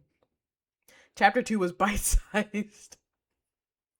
Yeah, it was bite-sized, but goddamn, like, this whole game, going through the prologue, this one was 10,000 hours. Right, the first chapter was just like, poop, poop, poop, done. You're like, okay. Then this one was just like, stretch. Long. And I'm just like, oh my god, it just now ended? Fuck my entire existence, man. Ugh. But it's fine. It's fine. We're gonna have a longer play session tomorrow. Testing our endurance. It's late. My endurance is kind of shit right now. It's almost 10 o'clock. I kind of want to go to bed. I want to go to bed, damn it. Okay, but damn, this game is good. Oh, damn, this game is so good. I'm so hungry. Yeah, I need me a snack too, Anna. I so need me a snack. Let me go to the main menu. I saved it so it's good. That motherfucker, I said main menu. You know what? Fuck you, whatever. Ugh. Either way. Ooh, I can't wait to finish this. Well, not finish this game, but at least finish his chapter tomorrow. And then we go on to Icardi. I want to see the pretty bottom boy. God, Anna, can you imagine if I went for Icardi first? Do you think his chapter is just as long as this? There's no way, right? There's no way. Because, my God, I was not expecting this chapter to be so fucking long. My fucking God. My fucking God. It's gotta be, yeah, gotta balance it out and shit. And I wonder what we have to do to unlock Davy's boy. Cause my God, dude, I thought I was gonna be able to pick either 3 routes, and they were like, nope, can't get him. Maybe he's easy mode. Yeah, I think because of the innocence and shit. I think he's just a normal Cupidine. He probably doesn't know shit about the main character. Okay, stop it, no. I said go to the main menu. Thank you. Probably finish the other 2 first. I just picked the freaking longer one because, listen, I love... Dude is hot. I can't deny dude is hot. But I'm so excited to play this tomorrow. I didn't know this game was gonna drop today. I knew it was coming out. I kind of thought it was gonna be next month. There's like 4 other games that are dropping next month that I'm definitely gonna play for. But my God, this game, I think it said it's like 25k words and everything. The demo, I didn't play the demo. I don't know how long the demo was. Horny chose for you. It definitely did. My dick is still hard. I'm gonna rub one out before I go to bed. My God, I have nuggets. I'm gonna eat my nuggets.